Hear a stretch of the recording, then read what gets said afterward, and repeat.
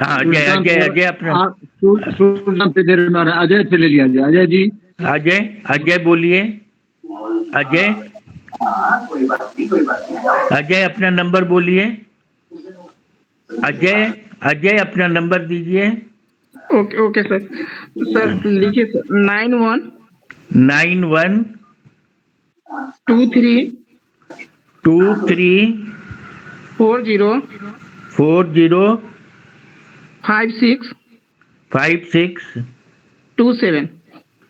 27 9123405627। Yes sir. मैंने save कर लिया। अजय अजय क्या पूरा नाम है?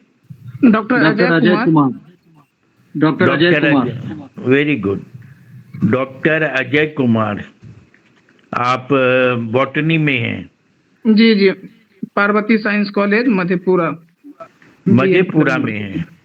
मधेपुरा अच्छा, जी, यस सर। बहुत बढ़िया। शीतल मिश्रा जी आई हैं। शीतल मिश्रा जी, आप अपना परिचय देंगे? शीतल मिश्रा जी, शीतल मिश्रा जी। विजय सिंह पांडे, विजय सेन पांडे, आप अपना परिचय देंगे? विजय सेन पांडे, अपना परिचय दीजिए। विजय सेन पांडे, डॉक्टर विजय सेन पांडे,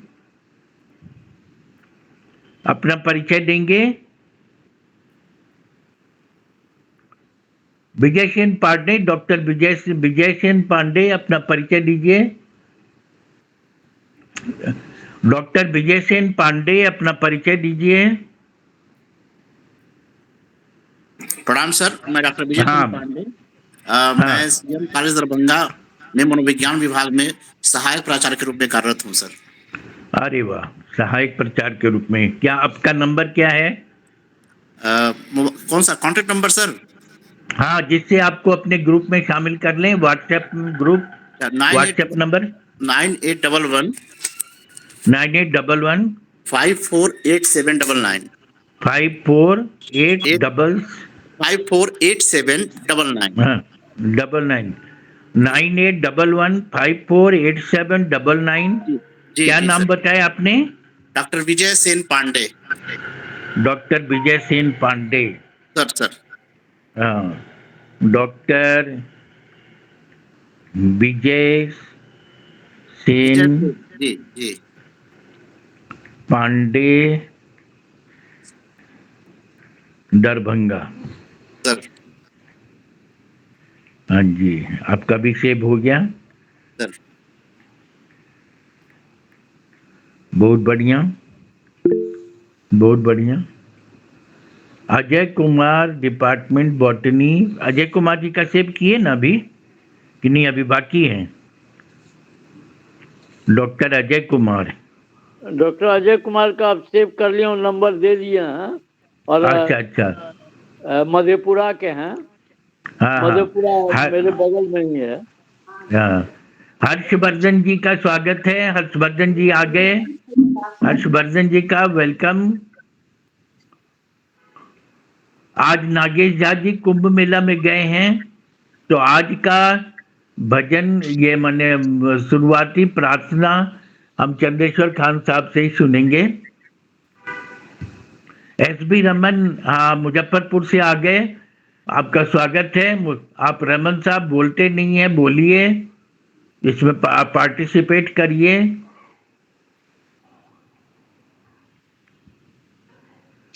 और सूर्यकांत जी का नंबर ले लिया ना हमने? सूर्यकांत जी, आपने अपना नंबर दिया?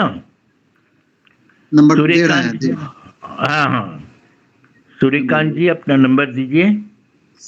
73 जी सर 73 70 70 95 95 31 31 31। 31 737095 3131। Yes sir. आपने हाँ क्या नाम बताया? Suryakant Singh, university department of botany, LNM Darbhanga. अच्छा, Suryakant Singh. Singh, botany department LNMU Darbhanga. Darbhanga. हाँ, सेब हो गया। विनय शुक्ला जी आ गए। विनय शुक्ला जी बहुत अच्छा काम कर रहे हैं। विनय शुक्ला जी का स्वागत है। अच्छा, तो हम प्रसाद साहब को देख लें एक बार। तो चंद्रेश्वर खान साहब शुरू कर सकते हैं, और जोशी जी भी हैं, कोई भी शुरू कर सकता है। हर्ष जी भी हैं, तो विद्यानाथ झा जी भी हैं। तो मैं चाहूंगा कि चंद्रेश्वर खान साहब मतलब एक संस्कृत का श्लोक से इसको शुरू करें। आप तो अपने विद्वान आदमी हैं। विनय शुक्ला जी वेलकम। चंद्रेश्वर खान साहब शुरू कर जी जी दीजिए। जी। सादर प्रणाम सर आप सभी को। सादर प्रणाम। विनय शुक्ला जी बहुत बहुत प्रणाम। बहुत बहुत आप अच्छा काम कर रहे हैं। हाँ, ठीक चंद्रेश्वर है, खान तो साहब। अब बहुत बहुत धन्यवाद। और डॉक्टर विजयनाथ जी अपने मौजूद हैं, तो मैं भगवती की वंदना कर रहा हूँ। सर्वमंगल मांगल्ये शिवे सर्वार्थ साधके शरण त्र्यंबके गौरी नारायणी नमस्तुते। शरणागत दीनार्थ परित्राण परायणी सर्वस्यार्थ हरि देवी नारायणी नमस्तुते। कर्पूर गौरं करुणावतारं संसार सारं भुजगेंद्रं सदा वसंतं हृदयारविंदे भावं भवानी सहितं नमामि।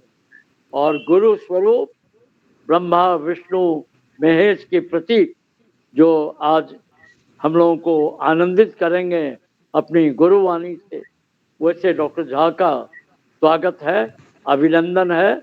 और सभी के अंदर में, सभी गण के अंदर में गुरु के जो मंत्र हैं जन जन में, गणतंत्र के दिवस पर सारे लोगों का अभिनंदन। बहुत बहुत धन्यवाद। बहुत अच्छा, बहुत अच्छा। और हम लोगों ने प्रार्थना से शुरू किया। आज गणतंत्र दिवस है, तो गणतंत्र दिवस में सबको बधाई। और गणतंत्र दिवस पर यदि कोई कुछ बोलना चाहे तो शुरू में बोल लें।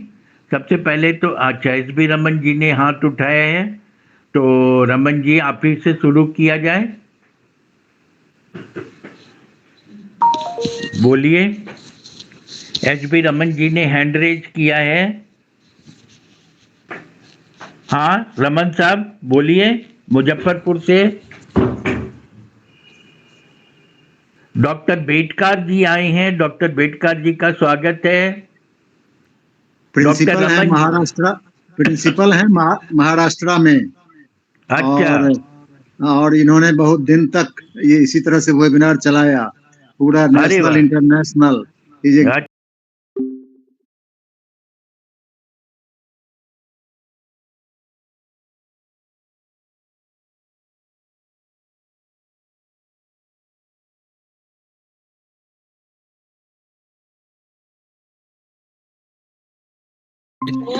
हैप्पी रिपब्लिक डे, गणतंत्र दिवस की बधाई सर।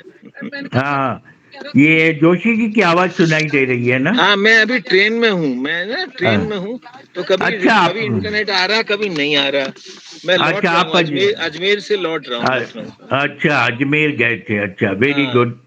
हाँ, वही CBSE का जो वर्कशॉप था ना, उसी में गया। अच्छा अच्छा। और आपको भी बुलाएंगे, मैंने कहा 300 लोग थे उसमें। अच्छा, RTs वगैरह को बुला रहे हैं, RT वगैरह को बुलवाइए, हम जाएंगे, जरूर जाएंगे। और ये CBSE के जो है ना, जो हमारे कई साथी लोग आपसे जुड़े हैं, आप इनको DTS कराइए अमिताभ जी।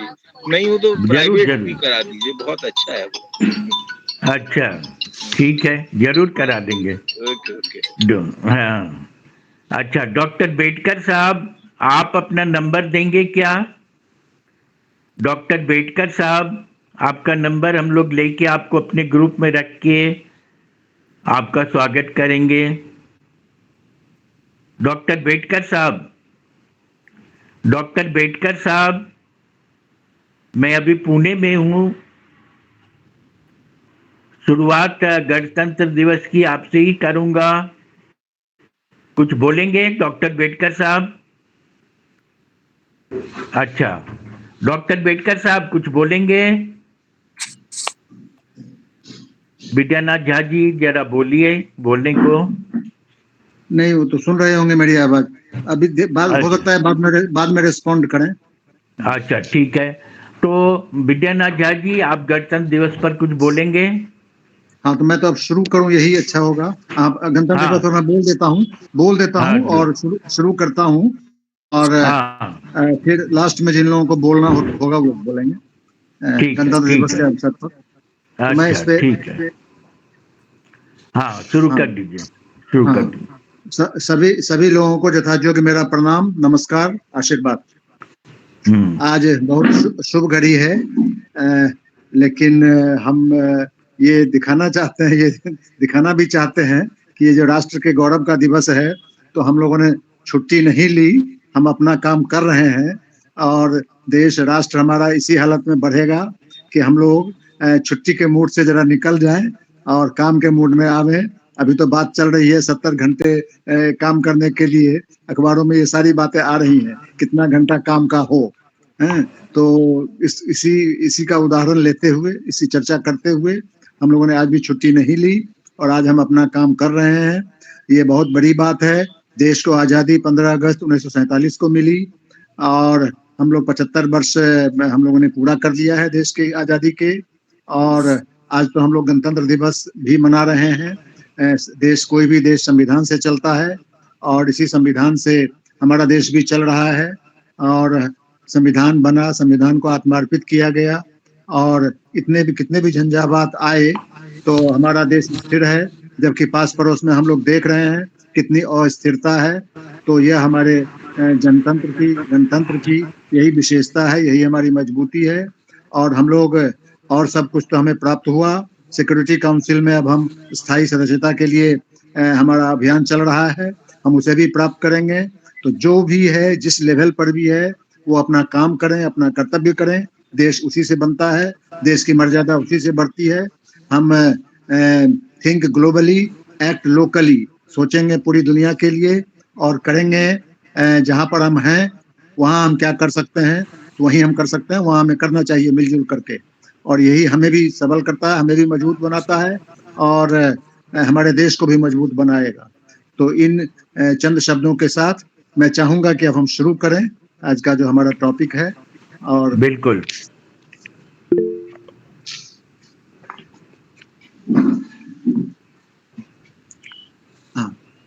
आज का टॉपिक है वेरियस फैकेट्स ऑफ ग्रीन। इसका पार्ट 1 हुआ था करीब एक हफ्ता पहले। आज हम लोग इसके पार्ट 2 में हैं। हालांकि बहुत लोग नए भी हैं इसमें, तो मैं कोशिश करूंगा कि लॉटरी जीतने, तत्काल लोन पाने, घर बैठे पैसे कमाने, जल्दी पैसे बढ़ाने जैसे कोशिश करूंगा कि एक ओवरऑल व्यू आवे, आज भी आवे, ताकि जो लोग हैं नेक्स्ट वन। चलो,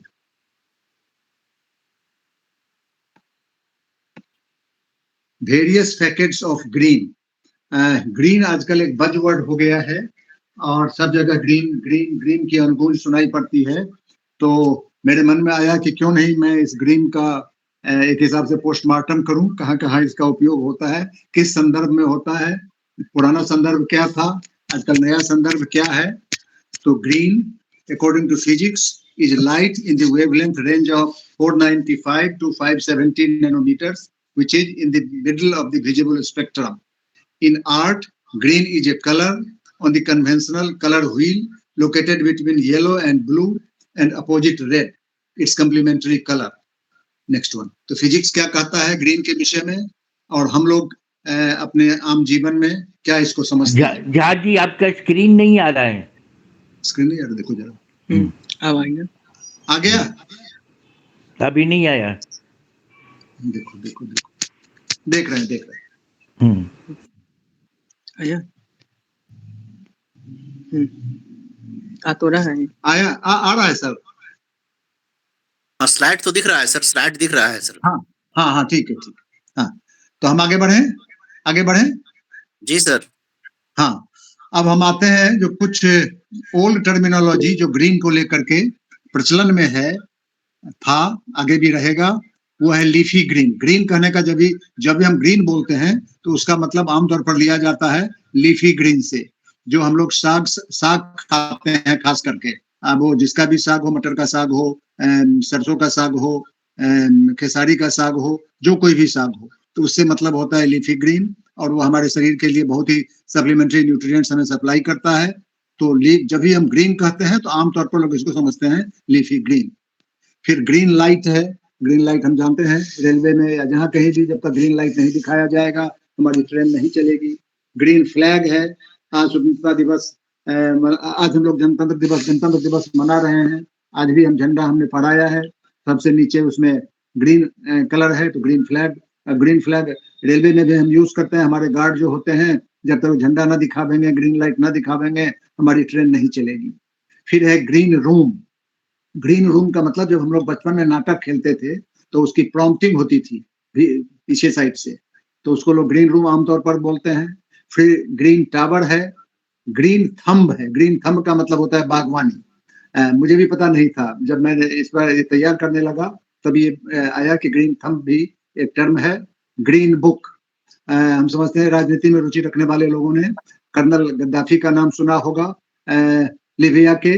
उन्होंने उनकी एक किताब थी ग्रीन बुक, काफी प्रचलित थी, हालांकि बाद में फिर उस पर खुद उन्होंने ही कहा ये बहुत सामयिक संदर्भ की चीज नहीं थी।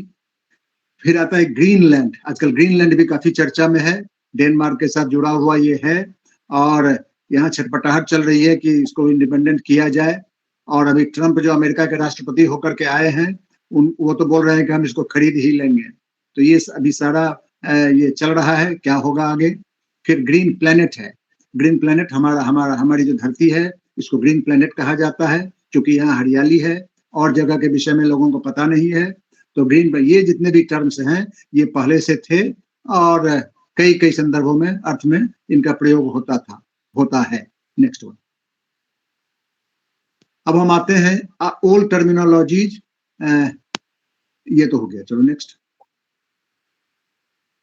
हाँ, अब हम आते हैं new terminologies associated with green. अब आजकल ये टर्मिनोलॉजी पहले नहीं थी। अब आजकल आज के समय में कंटेम्पररी पीरियड में ये सभी संदर्भित हो रहे हैं, ये सारे टर्म्स। तो हम इनकी चर्चा करते हैं, कुछ को तो हम अभी गिनाते हैं और बाद में इसकी हम चर्चा करेंगे। जैसे ग्रीन फ्यूल आजकल काफी चर्चा में है, फ्यूल बोलते हैं। Green cement, green steel, green field expressway, green hydrogen, green house. आजकल जो खेती करते हैं ग्रीन हाउस में करते हैं। इसी से जुटा हुआ है ग्रीन हाउस इफेक्ट। ये गलत हो गया, ग्रीन हाउस इफेक्ट, ये कवर गलत हो गया है। फिर हमारा है ग्रीन हाउस इफेक्ट पर भी हम चर्चा करेंगे। फिर ग्रीन कवर, आजकल ग्रीन कवर और फॉरेस्ट एरिया ये काफी चर्चा में है। और ग्रीन कवरिज्म, फॉरेस्ट को लेकर के जो कुछ चर्चा चल रही है, तो उसमें ग्रीन कवर वर्ड भी टर्म भी काफी ये समझते हैं संदर्भित होकर के उभर रहा है। फिर ग्रीन क्रिमेशन है। फिर हम बात करते हैं ग्रीन आर्कटिक और ग्रीन एंटार्कटिक की बात करते हैं, मैं उसकी चर्चा आज भी करूंगा। ग्रीन ओलंपिक, अभी जो खेल हुआ था पेरिस में, तो वहां पर जो हमारा उसके ग्रीननेस को बनाए रखने के लिए क्या क्या उपाय किए गए थे। फिर ग्रीन कुंभ है, अभी चल रहा है प्रयागराज में, ये टर्म भी काफी चर्चा में है। ग्रीन हज करने लोग जाते हैं हमारे यहाँ के मुस्लिम बंधु लोग, तो वहां भी बहुत बड़ा कांग्रेगेशन होता है, तो वहां फिर क्या क्या उपाय किए जाते हैं। ग्रीन का मतलब होता है ग्रीन एनर्जी, खास करके ग्रीन बॉन्ड, मैं उसकी भी चर्चा करूंगा। फिर है एक term green washing. Green washing का मतलब हुआ, जिस प्रकार से कोरोना के टाइम में एक टर्म आया था मून लाइटिंग। एक जगह काम करते हैं और चूंकि कोरोना में ही ये वर्क फ्रॉम होम की शुरुआत हुई, उसने दुनिया को बदल दिया, तो मून लाइट शब्द भी टर्म उसी वक्त आया था। एक जगह काम करते दूसरे जगह भी हम कर लें, उस जगह से बेनिफिट ले लें। उसी तरह से वॉशिंग शब्द भी आ गया है कि लोग बहुत कमिटमेंट, ये मतलब क्लेम करते हैं कि हमने ये ग्रीन ये मेजर्स हमने किया, हमें इतना फायदा मिला। और लोग करते हैं, कंपनीज भी करती है, सबकी संस्थाएं भी करती हैं। बड़ा क्लेम ग्रीन एफर्ट्स को लेकर के जो किया जाता है, उसको ग्रीन वॉशिंग कहा जाता है। फिर ग्रीन कॉरिडोर, सब कुछ ग्रीन कॉरिडोर का मतलब नेचुरल मीनिंग है ग्रीन के साथ भी है, और ग्रीन कॉरिडोर का मतलब ये भी है, मान लीजिए कहीं कोई बहुत इमरजेंसी ऑपरेशन हो रहा है, हर्ट की जरूरत है या और पार्ट्स की जरूरत है, तो उसको सारी सुविधाएं मुहैया कराई जाती हैं ताकि समय से वो ऑर्गन जगह पर पहुंच जाए, तो उसको भी ग्रीन कॉरिडोर बोला जाता है। तो मैं इस चर्चा के दौरान बहुत सारे टर्म इस तरह के आएंगे जो ग्रीन जो लिटरल टर्म है उससे ना होकर के हमारे काम को जो सकारात्मक दिशा में कम एनर्जी कम समय में आगे बढ़ाता है, तो उसको भी हम ग्रीन बोलते हैं। तो इस इंट्रोडक्शन में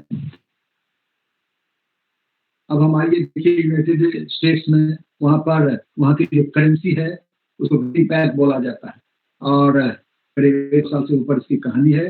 तो ग्रीन करेंसी भी कहा जाता है, जो होता है ग्रीन कलर से होता है, ग्रीन कलर में, तो इसीलिए तो ये ग्रीन पैक भी हम इसको बोलते हैं। नेक्स्ट आगे बढ़ो। हाँ, अब देखिए ये कंसेप्ट है ग्रीन मून का भी कंसेप्ट है। Moon green concept commonly body gas giant and chroma, and one of permanent natural satellites. Green moon are part of the star system at the edge of settled space in the galaxy, which places it comfortably within level 1 landing and takeoff procedure suitable for this drop pods. The moon is covered with exotic forests and the air, while breathable by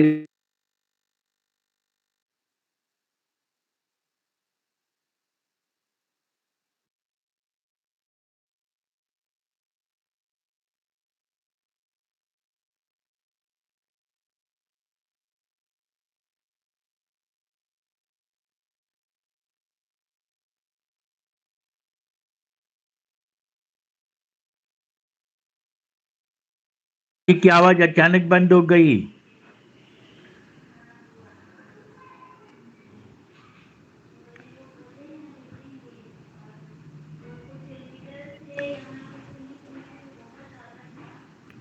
Jha ji आवाज बंद हो गई।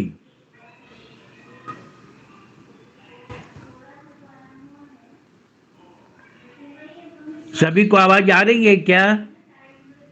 नहीं आ रही है। नहीं आ रही है ना? लगता है कुछ गड़बड़ हुआ। बंद है। नमस्कार अमिताभ जी, नमस्कार। नमस्कार। हाँ चौधरी जी, शारदानंद चौधरी जी नमस्कार। आपका नंबर मेरे पास नहीं है। मैं इंडियन ज्योग्राफी में था, इसलिए अभी मैं आया हूँ, अभी जुड़ा हूँ। नहीं बहुत अच्छा चल रहा था। अभी ग्रीन पर बहुत अच्छा बोल रहे थे, अभी पता नहीं बहुत कुछ अच्छा बोल रहे थे। क्या हो गया? प्रॉब्लम नहीं, कुछ टेक्निकल प्रॉब्लम हुआ है। इतना ग्रीन पे नॉलेज बहुत कम लोगों को होगा। हाँ, बहुत स्टडी किए हैं, इसलिए ऐसा ग्रीन पर बोल रहे हैं। हाँ, बहुत अच्छा बोल रहे हैं। आपका ज्योग्राफी पर भी हम लोग सुनेंगे। जी जी जी। प्रसाद साहब आ गए। प्रसाद साहब को नमस्कार। प्रसाद साहब को नमस्कार। मेरी तरफ से भी नमस्कार प्रसाद साहब को। प्रसाद साहब को नमस्कार। प्रसाद साहब को नमस्कार। जब तक अभी विद्यानाथ झा जी आ रहे हैं तब तक आप कुछ बोलिए। प्रसाद साहब, प्रसाद साहब, अकौरी प्रसाद, नमस्कार। हाँ, ठीक है। चंद्रशेखर जी भी आ गए। हाँ, नहीं, बड़ा अच्छा है। विद्यानाथ जी को सुनने बहुत तैयारी के साथ आते हैं। विद्या ज्वाइन कर लिए, विद्या लिफ्ट कर गए थे, ज्वाइन कर लिए। तब तक जब पूरी बात सुन करके तभी हमको लगेगा कि हम कुछ समझ लिए। अभी तो ग्रीन बातें हो गई हैं, लेकिन अभी जो सब्सटेंस की बातें हैं वो आने वाली हैं। उन सबों को सुन करके तब कुछ क्लैरिफिकेशन की जरूरत। ज्वाइन कर लिए हैं। टेक्निकल कुछ डिफिकल्टी है जी।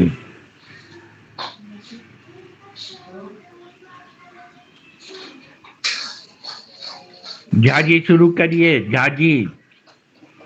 हाँ, ये तो उनकी आवाज आ ही नहीं रही है।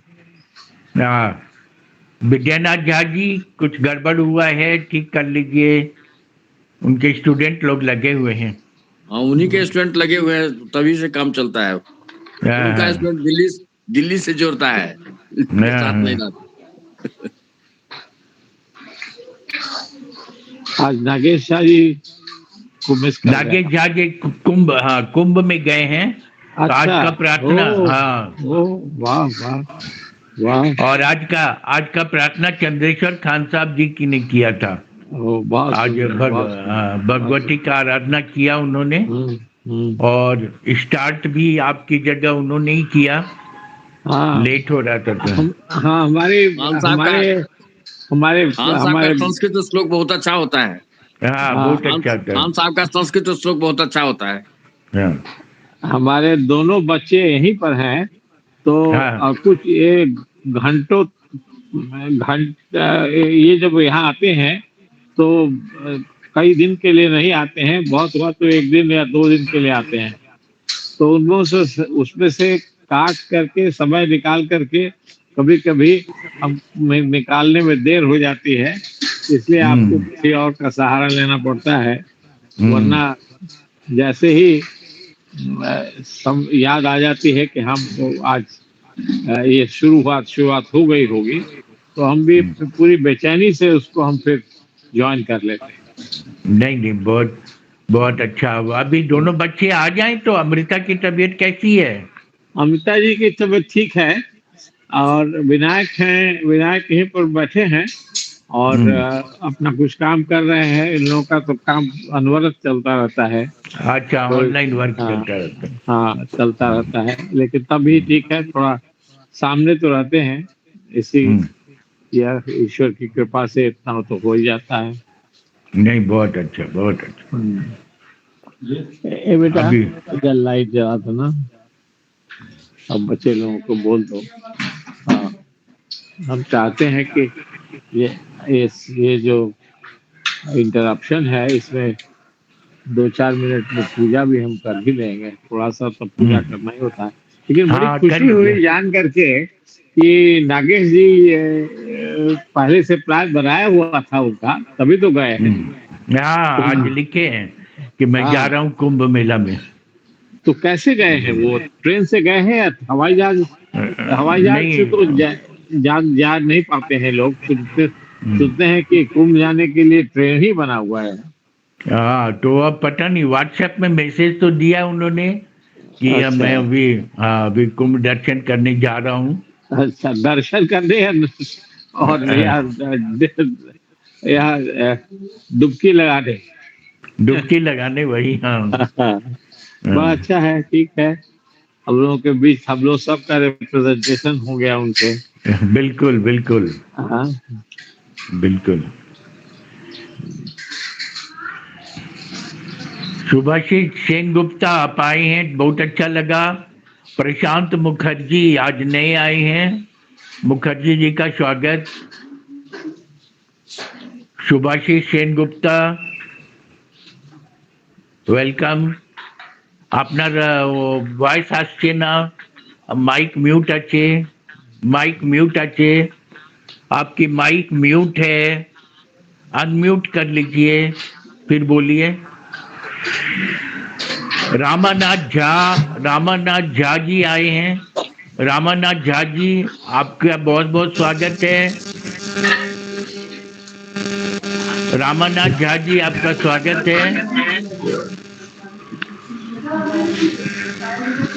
अच्छा, बायोलॉजी क्लास के एक प्रोफेसर भी आए हैं, प्रभात जी, उनका स्वागत है।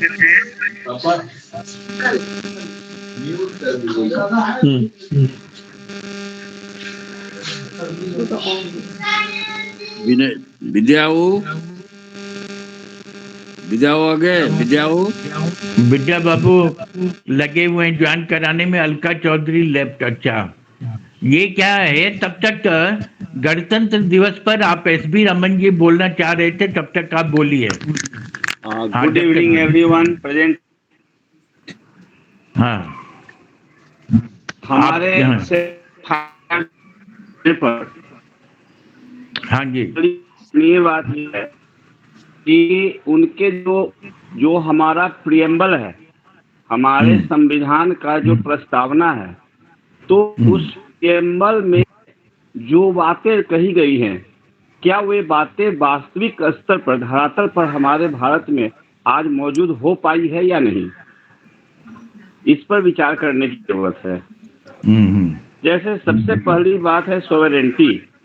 हमारे प्रस्तावना में पहला वर्ड है सोवरेंटी। तो सोवरेंटी मीन्स हम अपने जो हमारा एरिया है देश का, उसको सुरक्षित करने में हम सक्सेसफुल रहे।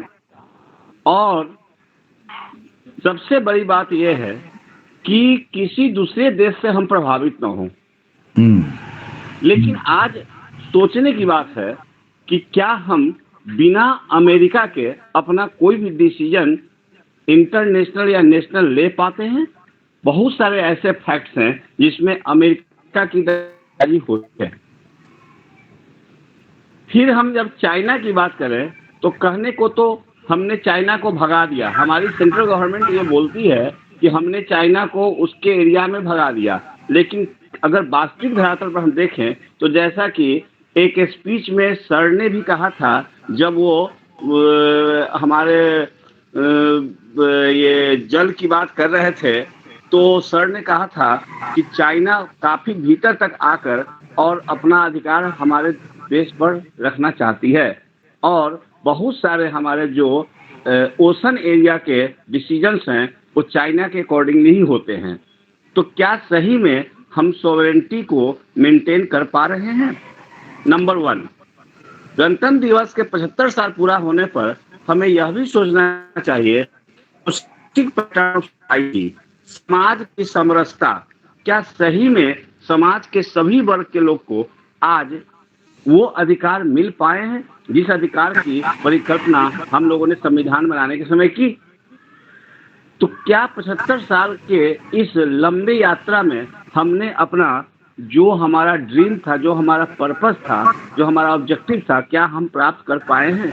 शायद मेरे अनुसार पूरी तरह नहीं पाए।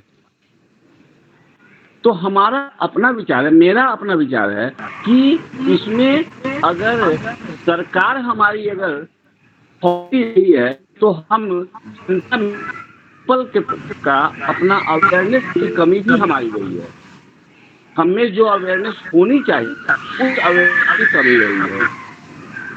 तो इसके लिए सबसे पहली बात, God I am a teacher, मैं एक टीचर हूँ, और एक टीचर होने के नाते मैं ये कहूँगा कि हम टीचर की बहुत बड़ी भूमिका इसमें होनी चाहिए।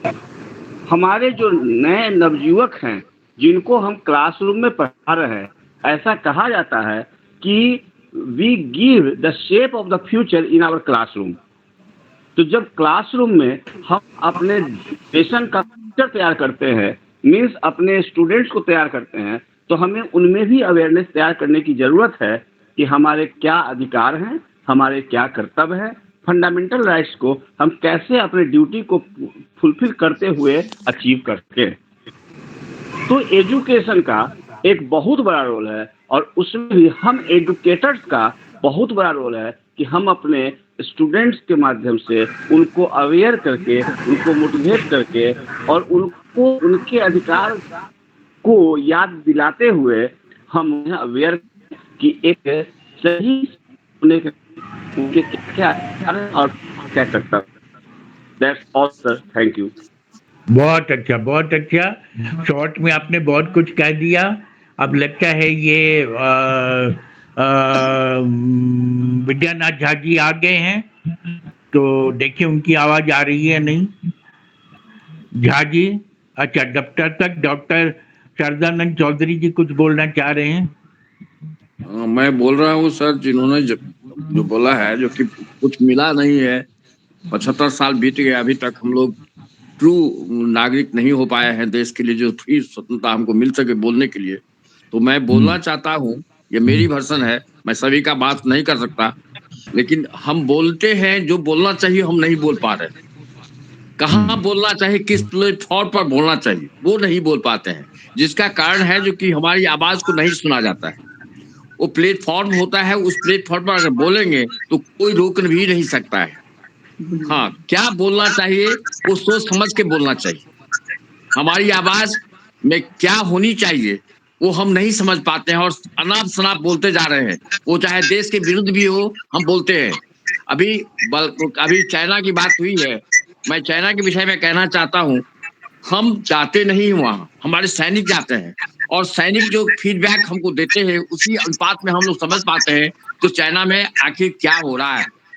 अभी बॉर्डर सिक्योरिटी फोर्स या कोई वहाँ जो बनाते हैं, रोड बनाते हैं, रोड पर बॉर्डर सिक्योरिटी फोर्स बनाते हैं, रोड जो बना रहे हैं वहां पर, तो वो हमको जो फीडबैक देते हैं कि चाइना क्या कर रहा है, हम क्या कर रहे हैं, उसी के अनुपात में हम उसको रिप्लाई देते हैं और अन्यथा हम लोग कुछ देते ही नहीं, क्योंकि हम लोग जाते भी नहीं वहां। जब तक हम सही बात को जब अपने आंखों से जब तक नहीं देख लेंगे तब तक हम क्या जवाब देंगे। तो ट्रू सेंस में हमारा रिपब्लिक भारत हमको बोलने का अधिकार देता है, लेकिन हम मिसनोमर में रहते हैं, जो हमको बोलना चाहिए वो उल्टा बोलते हैं, सही बातें नहीं मानते। यही बात कहने के लिए मैं अपने हाथ उठाया था।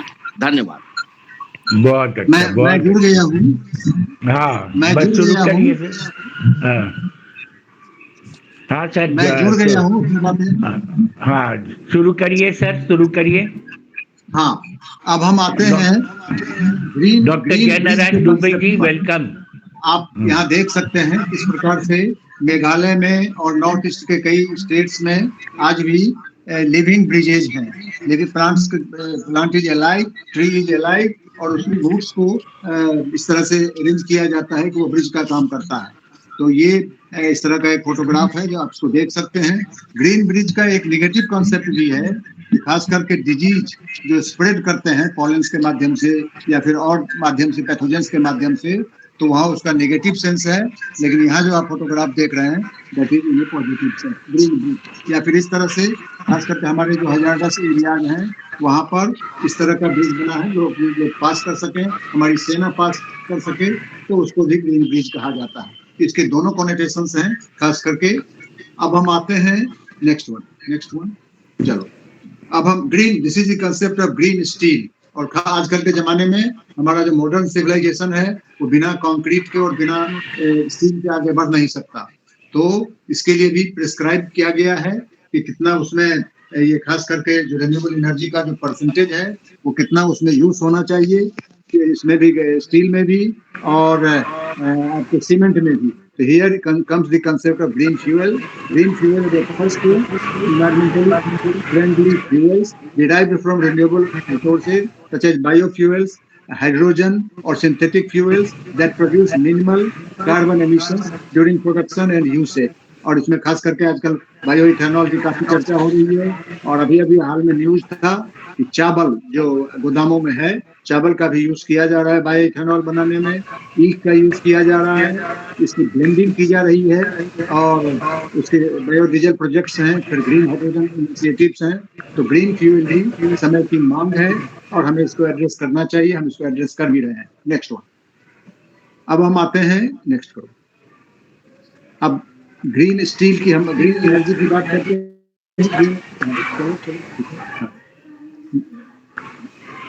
ग्रीन एनर्जी में आजकल हम देखते हैं कि हमारे पास जो भी रिन्यूएबल एनर्जी के सोर्स हैं, खास करके सोलर या फिर विंड, फिर हाइड्रो पावर, बायोमास, तो इस तरह से हम देखते हैं कि solar panels use silicon sheets with energy absorbing cells to convert sunlight into electricity. Then we have wind power, wind turbines generate kinetic energy that we then use to create electricity.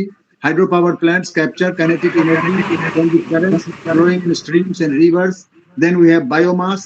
Biomass energy can be generated from agricultural, urban and industrial waste.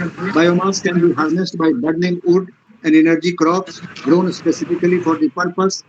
फिर हमारा है geothermal, हमने उस दिन भी बात की थी, खास करके जो हमारा बद्रीनाथ केदारनाथ का इलाका है। The heat held within the fluids and rocks beneath the earth's crust can create energy.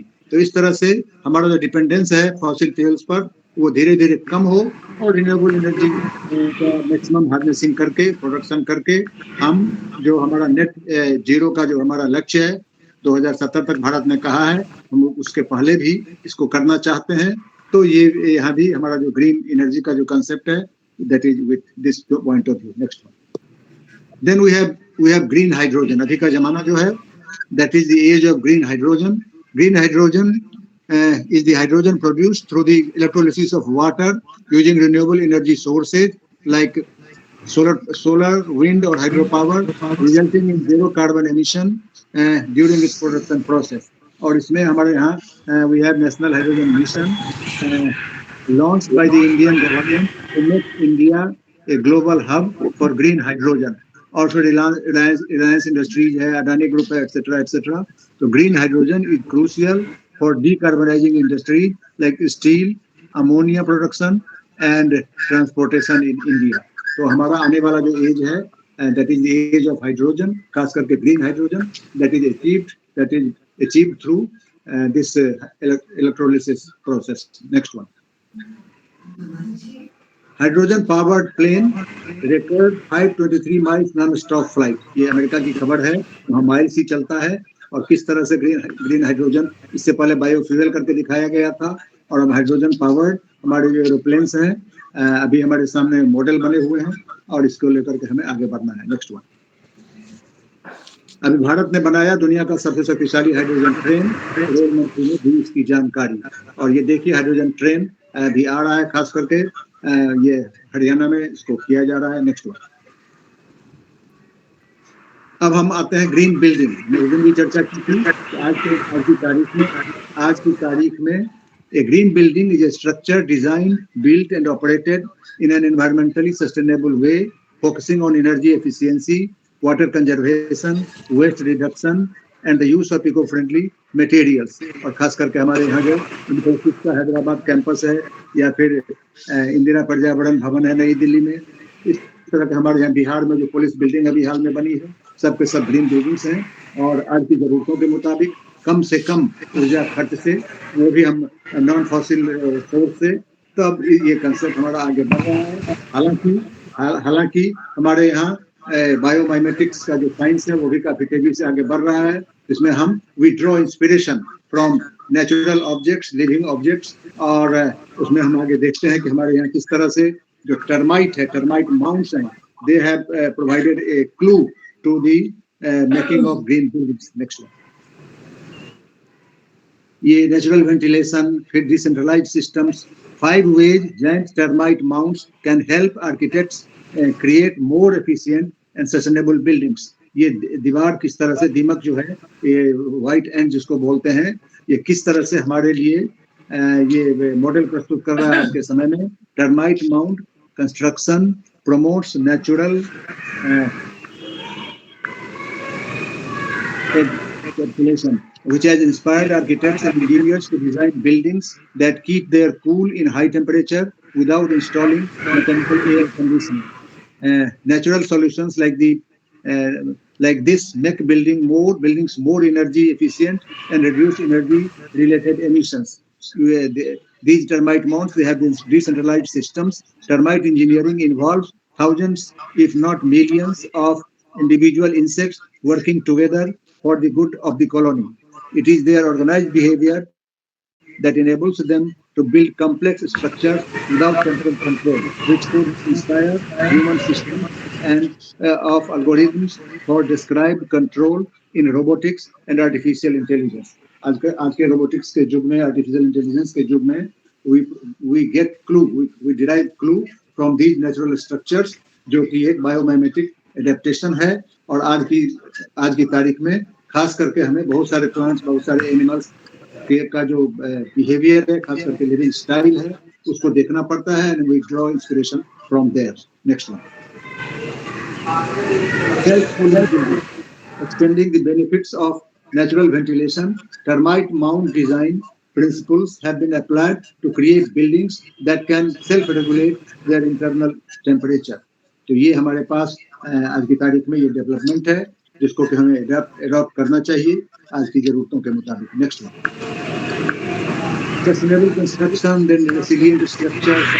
Although sustainability may not be the main driver behind termites' use of readily available resources when building their mounds, this approach is more efficient and expends less energy than using resources from further afield.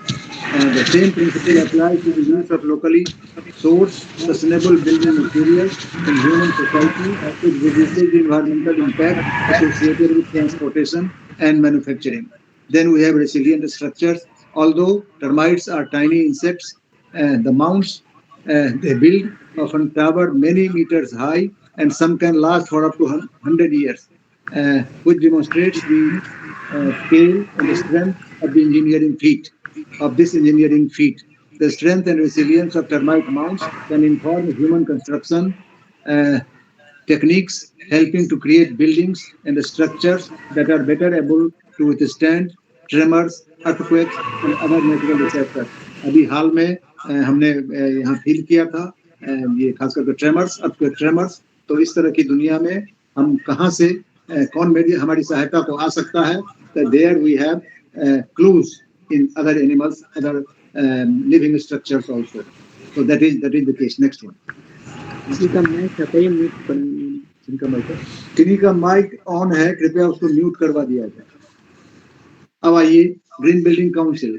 As per World Green Building Council, a green building is a building that in its design, construction or operation reduces or eliminates negative impacts and can create positive impacts on our climate and natural environment. Green buildings preserve precious natural resources and improve our quality of life. तो हमें समय आ गया है जब हमें इन बातों का ध्यान रखना होगा. ग्रीन बिल्डिंग कंसेप्ट जो है उसको हमें अडॉप्ट करना होगा लार्ज स्केल पर, तभी हम अभी जो दुश्वारियां हैं इन दुश्वारियों से कर सकते हैं. Next one. अब देखिए इंडिया में जो ग्रीन बिल्डिंग का कंसेप्ट है, it is mandatory for all new and renovated government buildings. This was made mandatory by a notification issued by the state public works department in 2016. A green building is a structure that is designed, constructed and operated in a way that reduces or eliminates negative impacts on the environment. Green buildings in India are characterized by the efficient use of water and energy, use of renewable energy, reduction of pollution and waste, then good indoor air quality and use of non-toxic materials. Green Building Code in India is a combination of codes and standards from the National Building Code, state bylaws, the Energy Conservation Building Code, and ratings programs. Some rating आगे हम देख रहे हैं, lead का, IGBC, green buildings, ये सारी चीजें जो ये हो रही हैं. Green buildings can offer a number of benefits, including long-term cost savings, increased property value, reduced water consumption and carbon dioxide emissions, and creation of new jobs and economic growth. तो ये सारे ऑप्शंस हैं जो हमें देखना चाहिए. Now we are coming to green chemistry. ये तो पूरा एक केमिस्ट्री का एक चैप्टर ही एक हिसाब से आ गया है जो हमें केमिस्ट्री को ग्रीन केमिस्ट्री बनाने में हमारी मदद करता है. कौन कौन से एग्जांपल्स हैं, कौन कौन से प्रोसेसेज हैं. Green chemistry involves designing chemical processes and products to minimize or eliminate the use and generation of hazardous substances, promoting sustainability and environmental safety. और इसके जो एग्जाम्पल है आईसर पुणे जो हमारा है, developing biodegradable polymers as alternative to plastics. Plastic बहुत बड़ी समस्या बना हुआ है, तो उसका यदि हमारा कोई अल्टरनेटिव मिलता है तो हम दोनों हाथ से उसका स्वागत करते हैं. Tata chemicals producing soda ash using carbon capture technology to reduce emissions. Green chemistry is integral to India's efforts to reduce industrial pollution and promote eco-friendly manufacturing practices. तो यहाँ पर जो हमारा ग्रीन है उसने हमारी केमिस्ट्री को भी जो चैलेंजेस हैं उसमें हमारी केमिस्ट्री कहाँ हमारी मदद कर सकती है, कौन से प्रोसेसेस, तो इसको भी देखना आज लाजिमी हो गया है. Next one. Principles of green chemistry ये सारे हैं, पढ़ना जरूरी नहीं है, केवल हेडलाइन पढ़ देता हूँ. Preventing waste is better than treating or cleaning up waste after it is created. Atom economy synthetic methods should try to maximize the incorporation of all materials used in the process into the final product. This means that less waste will be generated as a result. तो कम waste generate हो. Less hazardous chemical synthesis. Synthetic methods should avoid using or generating all substances toxic to humans and or the environment. Designing safer chemicals. Chemical products should be designed to achieve their desired function while being as non-toxic as possible. Then safer solvents and auxiliaries. Auxiliary substances should be avoided wherever possible and as non-hazardous as possible when they must be used. Design for energy efficiency.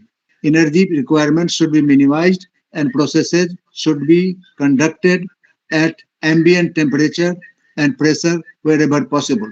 Ambient temperature और pressure पे जहाँ भी संभव है उस काम को हम करें, तो ये भी इसके enlisted principles में है. Next one. Use of renewable feedstocks wherever it is practical to do so. Renewable feedstocks or raw materials are preferable to non-renewable ones. Reduction of derivatives. Unnecessary generation of derivatives such as the use of protected groups should be minimized or avoided if possible. Such steps require additional reagents and may generate additional waste. तो यहाँ भी हम देख रहे हैं हमारे वैज्ञानिक. Then catalytic reagents that can be used in small quantities to repeat a reaction are superior to stoichiometric reagents ones that are consumed in a reaction. Design for degradation. Chemical products should be designed so that they do not pollute the environment when their function is complete. They should break down into non-harmful products. Real-time analysis for pollution prevention. Analytical methodologies need to be further developed to permit real-time in-process monitoring and control before hazardous substances form.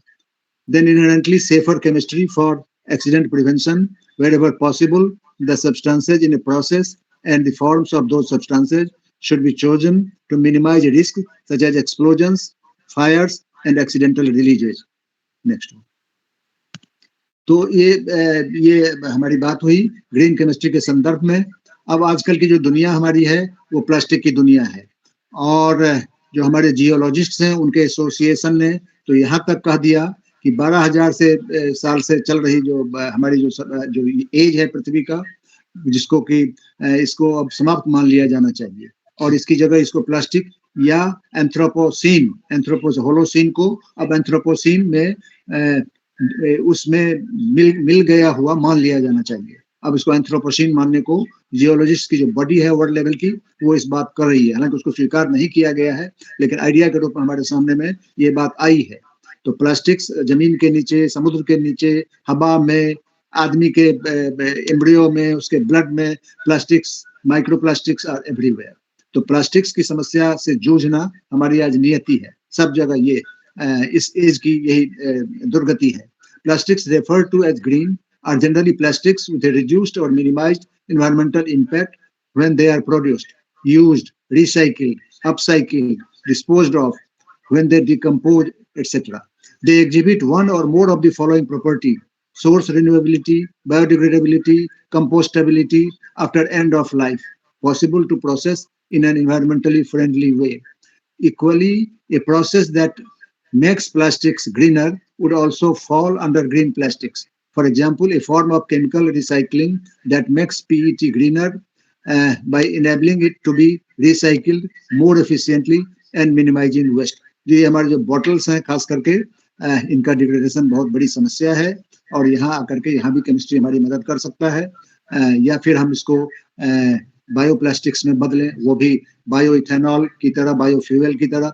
Bioplastics भी उसका भी जमाना आ रहा है. हम लोगों ने अपने लाइफ टाइम में देखा प्लास्टिक्स को खास करके आते हुए और हम उम्मीद करते हैं कि इसको हम जाते हुए भी देख लेंगे अपने लाइफ टाइम में, यदि हम लोग 10, 12, 15 साल और जिए. ये होना ही है, इसके बिना काम नहीं चलने वाला है. Next one.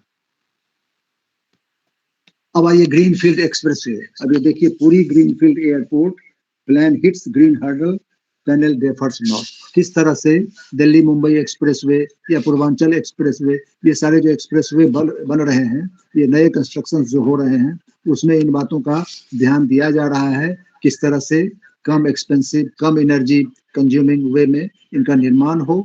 और such projects are vital for improving infrastructure and economic development in India.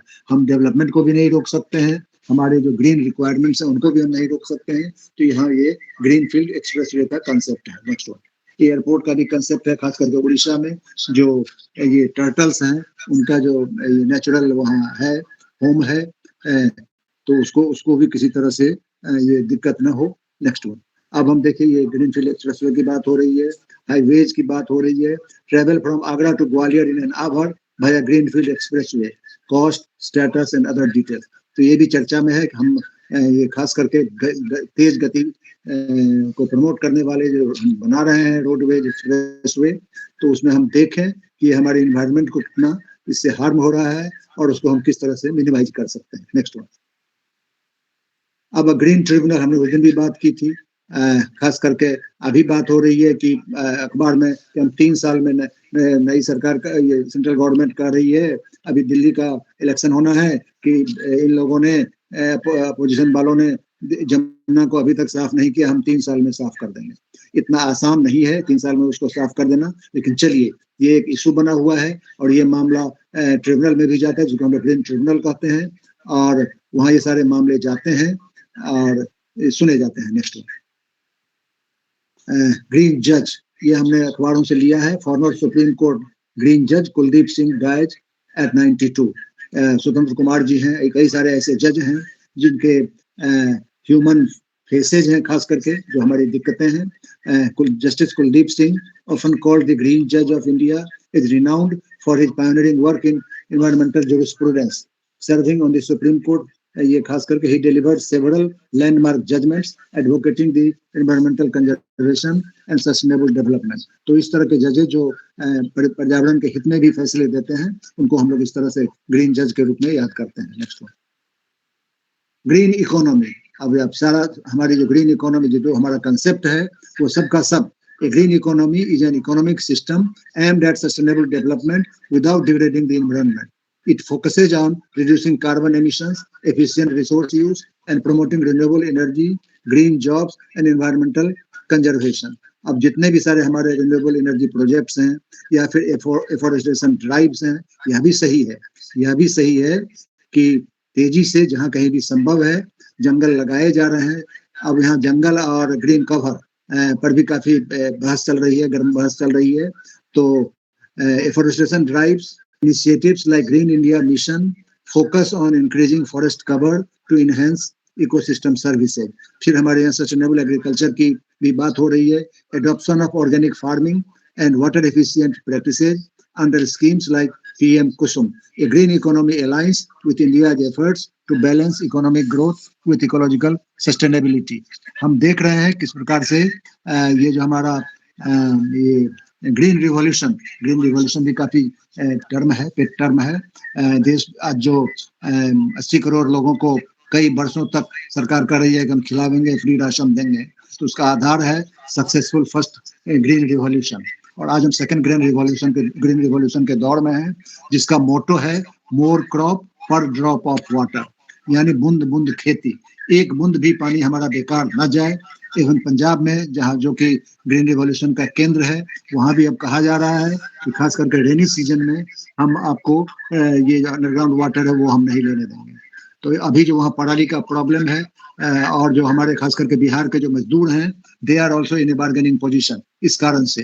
तो ये सारे इसके कंसिक्वेंसेज हैं, उनमें भी हमें देखना होगा। ग्रीन इकोनॉमी हमें चाहिए, लेकिन एक सस्टेन्ड वे में चाहिए। नेक्स्ट ग्रीन कवर, और हम आते हैं अभी ग्रीन कवर पर काफी चर्चा है। अभी जो रिपोर्ट आई है खास करके स्टेट ऑफ फॉरेस्ट, खास करके देश में जो है, green cover refers to the total area covered by forest, trees and vegetation which plays a key role in carbon sequestration, biodiversity preservation and ecosystem health. मैं यदि बिहार की बात करूं, जहां बिहार से ये बात हो रही है, तो यहाँ भी जब ये झारखंड अलग हुआ बिहार से, उस वक्त में मुश्किल से 7% कवर, 7% फॉरेस्ट था वहाँ स्टेट बिहार, रिमेनिंग बिहार है आज की तारीख में। और बाकी ग्रीन कवर था, बाग बगीचे ये सब थे, तो मिला करके total green cover including the forest ये 10% के आसपास था। लेकिन thanks to the efforts made by the sustained efforts made by the state government, Jal Jeevan हरियाली या और भी जितने स्कीम्स हैं उसके अंतर्गत अब ये 15% के आसपास बिहार में ग्रीन कवर पहुंचा है। और सरकार का है कि कम से कम आइडियल है कि 1/3 of the area should be under green cover और फॉरेस्ट में, तो सरकार इसमें लगी हुई है। सरकार की मंशा को हम इसमें ये वेलकम करते हैं और हम लोग देख रहे हैं जमीन पर कैंपा स्कीम के अंतर्गत भी बहुत विगरसली ये एफोरेस्टेशन का काम चल रहा है। हम चाहते हैं कि ये सक्सेसफुल हो, लोगों की भी इसमें भागीदारी हो। मध्य प्रदेश हमारा सबसे ज्यादा फॉरेस्ट एरिया वाला एरिया है, स्टेट है। केरल में और अब अन्य राज्यों में भी इस तरह के स्टेप्स किए जा रहे हैं ताकि जितना जल्दी हो सके।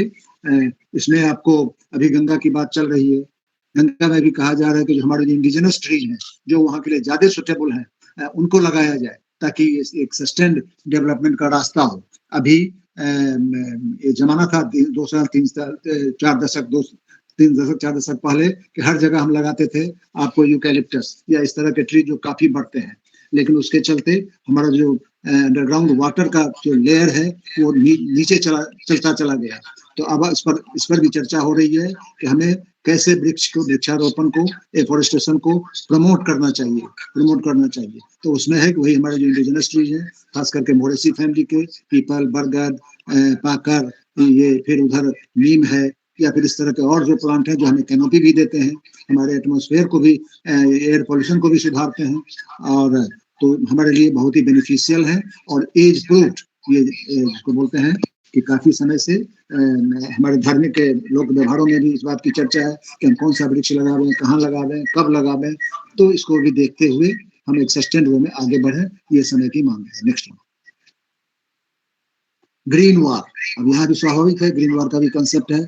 अब कहा जा रहा है कि अगला जो युद्ध होगा वो पानी को लेकर के होगा। अभी क्लाइमेट से रिलेटेड जो कॉन्फ्लिक्ट्स हैं, अभी ट्रम्प अभी राष्ट्रपति हुए हैं और आपको खास कैलिफोर्निया में, लॉस एंजलिस में जो भयंकर आग लगी हुई है। इतना बड़ा पावरफुल देश जो पूरी दुनिया को कंट्रोल करता है, अपने यहाँ की आग को कंट्रोल नहीं कर पा रहा है।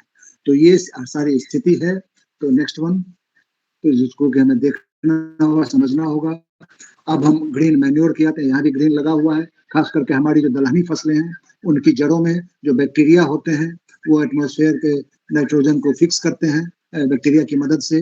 तो हमें उनको भी प्रमोट करना होगा जहां तक हो। ढैंचा, बिहार में तो ढैंचा हम लोग बचपन में देखते थे, रबी और भदई फसल के बीच में ढैंचा काफी करते थे लोग। अब सरकार की ओर से भी मूंग के बीज बांटे जा रहे हैं और भी प्लांट्स के बीज बांटे जा रहे हैं ताकि वो जल्दी से जर्मिनेट करें। और जितना दोनों के बीच में जो इंटरमिटेंट टाइम है उसमें जो वर्षा होती है उसकी सहायता से वो तेजी से बढ़े। बाद में उसको पलटा जाता है। पहले तो बैल के माध्यम से, हल बैल के माध्यम से होता था, आजकल तो सब जगह ट्रैक्टर के माध्यम से होता है। तो ये इन ए वे ये खास करके हमारे सॉइल हेल्थ को ये प्रमोट करता है, कंजर्व करता है। और यहीं पर हम एक और बात कहना चाहते हैं। हमारे यहाँ एक घास है जिसको खस बोलते हैं, कतरा झाग। यहाँ पर विधिवत इस इलाके में उसके गाय के गोबर और मिट्टी के ढेले के साथ पूजा होती है। और ये एनवायरमेंटल कंजर्वेशन का एक बहुत बड़ा सूत्र है जो हमारे यहाँ आज भी अलाइव है। हमें बाहर से खोजने की जरूरत नहीं है एग्जाम्पल्स। और थाईलैंड के जो राजा थे इससे पहले, भूमिबोल अतुल्य तेज, उन्होंने इस खस के माध्यम से, भेटीभर के माध्यम से, हमारे यहाँ कतरा बोलते हैं उसको, उसके माध्यम से अपने यहाँ के एग्रीकल्चर को रिवोल्यूशनाइज किया। हमारे देश में भी कई जगह ये एफर्ट्स चल रहे हैं कि हम ये पूर्णिया में ये खास करके ये फूड फॉरेस्ट वहाँ पर लोग ग्रो कर रहे हैं। ये पतंजलि झा जी हैं, मध्य प्रदेश में उन्होंने कई एकड़ जमीन खरीद करके वहाँ फूड फॉरेस्ट डेवलप किया है, जिसमें इसका भेटीभर ऑल्सो हैज बीन एकोमोडेटेड उस फूड फॉरेस्ट के कॉन्सेप्ट में। और इसने वहाँ पर जो टेम्परेचर है, खास करके बाहर का टेम्परेचर से कम 2 डिग्री 3 डिग्री सेल्सियस कम रहता है।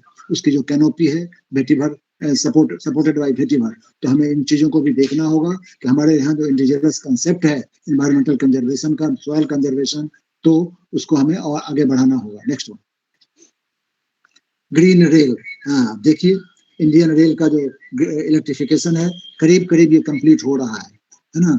तो ये हम सभी रेलवेज में देख रहे हैं। इंडियन गवर्नमेंट का जो कमिटमेंट है, खास करके नेट जीरो का जो हमारा लक्ष्य है, उसके प्राप्ति के दिशा में तो बहुत तेजी से आगे बढ़ रहे हैं।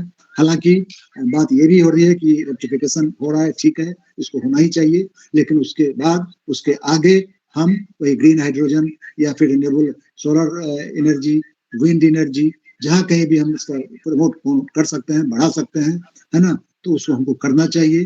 हमारे यहाँ ये बायो टॉयलेट का सिस्टम जो रेल ने अडॉप्ट किया, उसके चलते उससे पहले जो रेलवे पर हमारा फिकल मैटर गिरता था, वो कितनी स्थिति थी, now that situation is not there. तो ये स्थिति है, तो हमें अपने रेल को भी ग्रीन रेल बनाना चाहिए in real terms. Next green toilet, अभी मैंने चर्चा की बायो टॉयलेट, खास करके रेलवे में तो ये रिवोल्यूशन हुआ है कि एनारोबिक हमारे जो बैक्टीरिया हैं, उनकी मदद से जो भी ह्यूमन एक्सक्रीटा है जो हम रेलवे में ये करते हैं, तो उसका ये डिग्रेडेशन, बायोडिग्रेडेशन होता है, खास करके बायोडिकम्पोजिशन होता है, तो इसमें भी हम आगे बढ़ रहे हैं। नेक्स्ट वन, ग्रीन वेडिंग, हाँ, शादी की भी बात है, वहां भी ग्रीन जहां कहीं भी आप देखिए, हमारे जीवन के हर क्षेत्र में ग्रीन कंसेप्ट लग गया है। किस तरह से आजकल जो हमारे नए एंटरप्रेन्योर्स हैं और ग्रीन एक्टिविस्ट्स हैं, वो हमारे ग्रीन, खास करके शादी विवाह के दौरान वो पहुंच जाते हैं। हमारे यहाँ राजेश कुमार सुमन जी हैं समस्तीपुर में, हमारे यहाँ धर्मेंद्र कुमार जी हैं, पहले के होम्योपैथी डॉक्टर हैं, उन्होंने एक बड़ी टीम बनाई है जो ग्रीनिंग के काम को, पेड़ वृक्षारोपण के काम को बहुत ही सेवा भाव से ये कर रही है।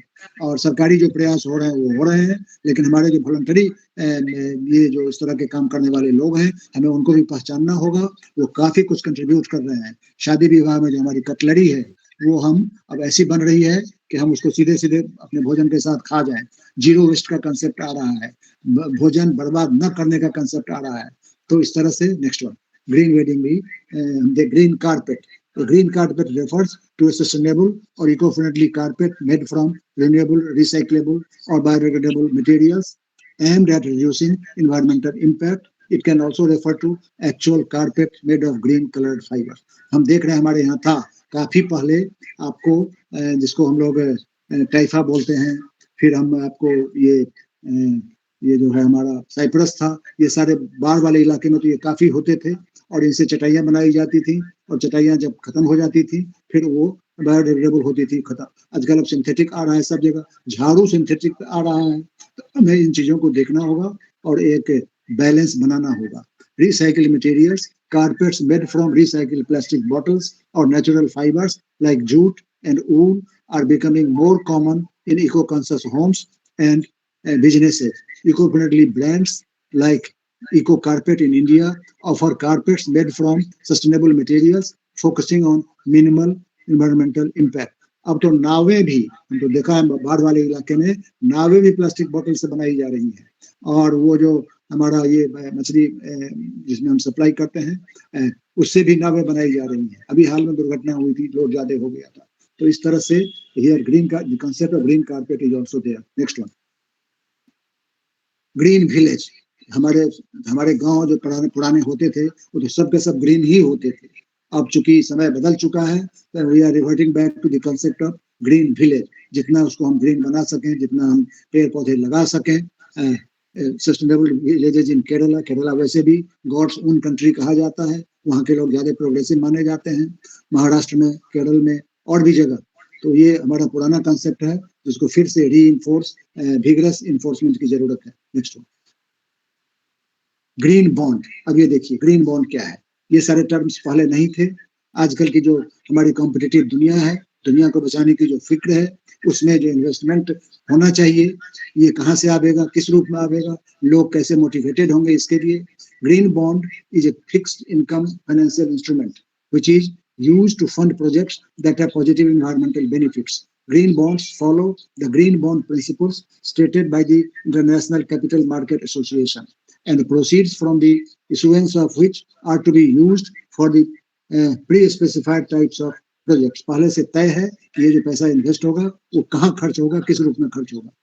The categories of eligible green projects include, for example, renewable energy, energy efficiency, pollution prevention and control, environmentally sustainable management of living natural resources, and land use, terrestrial and aquatic biodiversity, clean transportation, climate change adaptation, etc. etc. तो इस तरह से हम देख रहे हैं किस तरह से लोग आगे आ रहे हैं ग्रीन बॉन्ड्स में इन्वेस्ट करने के लिए। नेक्स्ट वन, ग्रीन वेस्टिंग, हम वेस्ट भी अपना जो है वो किस तरीके से करें। अब ये देखिए ये फिगर बनाया हुआ है, कहाँ रखें, कैसे कैटेगराइज करें, कैसे सेग्रीगेट करें, है ना। तो ये सारा एग्जाम्पल है कि फूड का भी कम से कम वेस्टेज हो, वाटर का भी कम से कम वेस्टेज हो। तो ये कंसेप्ट हमारा green wasting. Next one, green washing. अभी मैंने शुरू में कहा था आपको कि ये क्या होता है green washing. Green washing is the practice where a company falsely promotes its products, practices और policies as environmentally friendly to mislead consumers about its environmental impact। ये खास करके ये हम लोग देखते हैं, तो इस पर भी रोक लगनी चाहिए कि लोग ज्यादा क्लेम न करें और लोगों को बरगलाएं नहीं। Next one, hidden cost of green washing by in the Indian railway.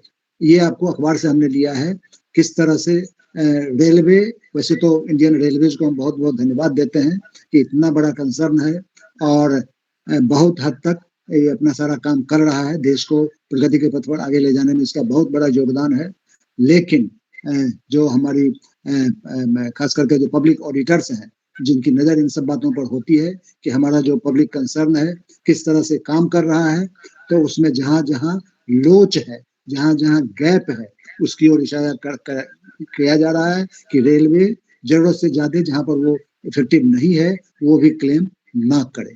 तो आलोचना तो सबकी होनी चाहिए, डेमोक्रेटिक सेटअप है, जहाँ कहीं भी हम इस तरह की बात देखते हैं हमें रिएक्ट करना चाहिए। नेक्स्ट वन,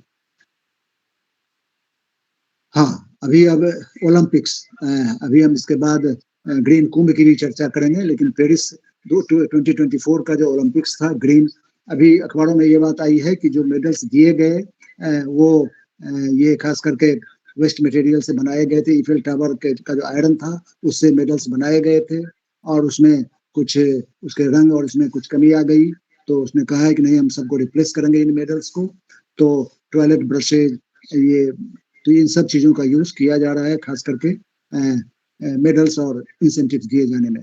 तो ये एक तरीका था, one of the innovative veg, खास करके कैसे ओलंपिक को ग्रीन बनाया गया या ग्रीन कहा गया। Next one, drone like boys.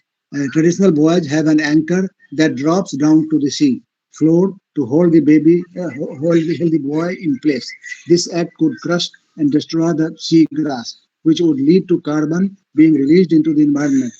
The drone-like buoys were successfully tested during the sailing test even in Marseille in July 2023. Electric boats for the opening ceremony. इस तरह जहाँ कहीं भी पॉसिबल है कम खर्चा वाला ये लोग इसको अख्तियार कर रहे हैं, अडॉप्ट कर रहे हैं, और हमारा ओलंपिक जो इससे पहले हुआ है वो इसका एक फाइन एग्जांपल है, और ये it has set up pace for forthcoming events also. Next one, coffee tables from recycled shuttlecocks. Athletes will find iconic eco-designed furniture including coffee tables made from recycled badminton shuttlecocks, bean bags made from parachute fabric, chairs made from recycled bottle caps, and sofas made from woven barriers. These are some of the examples how people are doing in this way to conserve the environment, protect the environment. Next one, green gold. अब देखिए लगे हाथों ये concept भी आया है। Green gold किसको बोलते हैं? Green gold refers to two concepts: environmentally sourced gold and a gold alloy with a green hue. As an environmentally sourced material, green gold represents ethically mined gold that adheres to sustainable practices, avoiding environmental harm and supporting fair labor conditions. As an alloy, green gold is created by mixing gold with metals like silver or cadmium to produce a subtle greenish tint. This type of gold is used in jewelry for its unique appearance. Both definitions highlight the growing focus on ethical sourcing and innovative usage of gold, catering to environmentally conscious consumers and creative industry. तो ये भी concept हमारे पास है, किस तरह से जो हमारा असली सोना है उसके साथ जो खतरे हैं उनको भी मिनिमाइज करें और हम एनवायरनमेंट को भी उसका भी अपकीप करें, प्रॉपर अपकीप करें, बचा के रखें। Next one, green meat. मैंने उस दिन भी चर्चा की थी इसको वेजिटेरियन मीट कहते हैं, that looks and tastes like real meat and may sound too good to be true, but it has become a reality. A green meat with all the nutrients and no cholesterol has been brought to the market by Greenlawn Native Foods Private Limited, a startup in Kochi. अब आजकल तो laboratory में भी synthesise किया जा रहा है, grow किया जा रहा है, इस तरह का भी मीट है, लेकिन यहाँ पर वेजिटेरियन मीट है। तो हम समय के साथ, समय की जरूरतों के साथ आगे बढ़ रहे हैं, and this concept has come forward. Next one, green Kumbh. अब हम आते हैं, आप देखिए अभी हम लोग कुंभ के दौर से गुजर रहे हैं और किस प्रकार से ये क्लेम किया जा रहा है कि ये पहला ग्रीन कुंभ है। किस तरह से प्लास्टिक को वहाँ बैन किया गया है, किस तरह से मियावाकी फॉरेस्ट आपको 54,000 मीटर स्क्वायर मीटर्स में लगाया गया है, और तो नदी में कितना पानी रहता था, तो उसमें उस पानी का भी जो फ्लो है उसको बढ़ाया गया है। बहुत सारी बातें की गई हैं, खास करके रिन्यूएबल एनर्जी, सोलर और जो है अन्य जो इसके फॉर्म हैं उनका यूज किया जा रहा है। ये सारी बातें हो रही हैं और क्लेम किया जा रहा है। तो इसमें जितना सच है हम उसका स्वागत करें और आगे बढ़ावें। जहाँ करोड़ों लोग का कांग्रेगेशन जहाँ हो रहा है, वहाँ व्यवस्था, law and order, digital economy पर, इसका हमारे जीडीपी पर, उत्तर प्रदेश की जीडीपी पर कितना उसका प्रभाव पड़ रहा है, ये सारी बातें अभी चर्चा के केंद्र में हैं। और हम लोग चूंकि हमारी जो व्यवस्थाएं हैं, धार्मिक व्यवस्थाएं हैं, आस्था की जो व्यवस्थाएं हैं, वो युगों युगों से चलती आई है, आगे भी चलती रहेंगी। तो समय की जो जरूरत है उसके मुताबिक हम इसको ढालें। ये ओलंपिक के साथ भी उतना ही सच है, ये कुंभ के साथ भी उतना ही सच है। ये हमारा जो हज होता है, मुस्लिम भाई करते हैं आपको मक्का मदीना में, वहाँ भी ये सारे मेजर्स अपनाए जा रहे हैं। ये जो हमारे क्रिश्चियंस हैं वो भी जब जुटते हैं एक साथ, वहाँ के लिए भी ये बात सच है। तो हम अपने इन कॉन्ग्रेगेशंस को, बिग कॉन्ग्रेगेशंस को किस तरह से एनवायरमेंट फ्रेंडली बनावें, ये समय की मांग है जिस पर हमें सोचना चाहिए। Next one, green campus. अब मैं likely to come to a close now. ये ग्रीन कैंपस का जो कंसेप्ट है, मुझे एक बार मौका मिला आपको अमृतसर जाने का, गुरु नानक देव यूनिवर्सिटी में, और उस यूनिवर्सिटी में मैंने जो हरितिमा देखी, मेरा मन खुश हो गया। और वास्तव में वहाँ जो टेम्परेचर था, बाहर के टेम्परेचर से कम 2-3 डिग्री सेल्सियस कम था। तो उस कैंपस को बहुत ही ग्रीन बनाया गया है। ग्रीन कैंपस होता क्या है? A place promoting sustainable and eco friendly practices for sustainable environments, overcoming inefficiencies to reduce contribution to carbon footprints by rationalizing the use of available resources, adopting principle of optimization by following circular economy, that is refuse, reduce, reuse, repurpose and recycle, and adopting environment friendly innovative technologies. Next one, green campus practices: optimize available and creatable resources utilization, rationalize digital and conventional technology adoption, minimize carbon footprint additions, conserve natural resources, refuse non-eco-friendly substances, reduce waste, encourage reuse, promote recycling, adopt and obey environment-friendly regulations, showcase green initiative models. तो ये जो principles हैं, ये हमें adopt करना चाहिए, खास करके न्यू जनरेशन को। हमें इन सब बातों को विगरसली इसकी ट्रेनिंग दी जानी चाहिए, तभी हमारा भविष्य बच पाएगा। नेक्स्ट वन, सिक्योर होगा। अब हम गुरु नानक देव का एक ओवरऑल, गुरु नानक देव यूनिवर्सिटी का एक ओवरऑल आपको दिखाते हैं किस तरह से ये एयर व्यू है। आप देख सकते हैं कितनी हरियाली है, and it is a role model for other universities institutions in India. Journey from grey to green. Next one, green metals. हाँ, इसके साथ लगे हैं तो ये कंसेप्ट भी है। Green metals refer to metals and minerals used extensively on renewable energy technologies, electric vehicles and other applications that contribute to a lower carbon economy. These include, but are not limited to, copper, lithium, cobalt, nickel, and rare earth elements. The green in green metals signifies their critical role in environmentally friendly and sustainable applications rather than their actual color or extraction methods being inherently green. इसमें आप देखिए किस तरह से copper, हमारा जो पुराना जो मेटल है, copper has again come to the forefront. और हम लोग देखते हैं कि हम लोग अभी भी घरों में कॉपर के बर्तन रख के उसमें पानी रखते हैं और उसमें पीना पसंद करते हैं। हमारे यहाँ कंसेप्ट था तुलसी ताम गंगा जल। तुलसी का लोग उपयोग करते थे और तांबे का हमारी सभ्यता के जो स्टेजेज हैं वो कॉपर होकर के भी गुजरते हैं। तो गंगा जल तो है, तो ये जो हमारी मान्यता थी उसमें copper did have central place, ये हमारे साथ था। और अभी जो हमारे जब मॉडर्न डेवलपमेंट है, सेमीकंडक्टर एक्सेट्रा एक्सेट्रा, उसमें फिर हमारे ये जो सेमी मेटल्स हैं, खास करके रेयर अर्थ एलिमेंट्स हैं, इसको लेकर के मिनरल डिप्लोमेसी चल रही है पूरे देश में। वो भी एक चर्चा विषय है।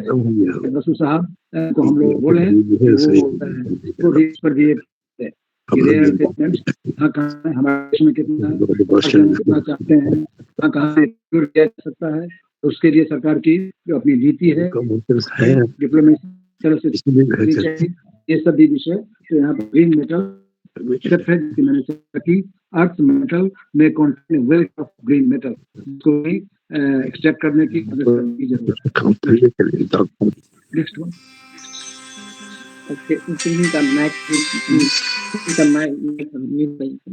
चलो खत्म करो। हाँ, अब ग्रीन हाउस चर्चा हम कर चुके हैं।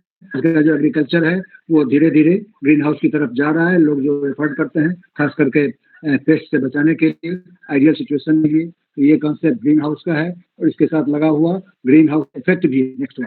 खास करके हमारा कार्बन डाइऑक्साइड, मीथेन, नाइट्रोजन के गैसेज, इन सब के चलते पृथ्वी का तापक्रम दिनानुदिन बढ़ रहा है और पूरा हमारा ध्यान, पूरी मानवता का ध्यान हर साल आपको ये अभी जो हुआ है खास करके बाकू में, अजरबैजान में, तो इस पर लगा हुआ है सारी एस्ट्रोलॉजी हमारी। और ग्रीन ये खास करके क्लाइमेट फिनेंस अभी इसका सब्जेक्ट बना हुआ है। कहाँ से इतना पैसा आएगा, कहाँ से टेक्नोलॉजी आएगी, इस तरह से जो विकसित देश हैं विकसित देशों को टेक्नोलॉजी ट्रांसफर करेंगे ताकि वो अपने वातावरण को शुद्ध कर सकें। ये सारी चर्चाएं मैं समझता हूँ कि पिछले 30-40 बरस से पर्यावरण हमारा प्रदूषित होता चला।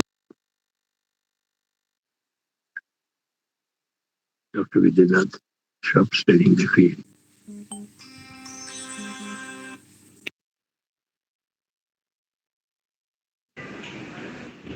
सर आप लोग अपना काइंडली वीडियो ऑफ करेंगे ना तो सर की आवाज साफ साफ आ पाएगी।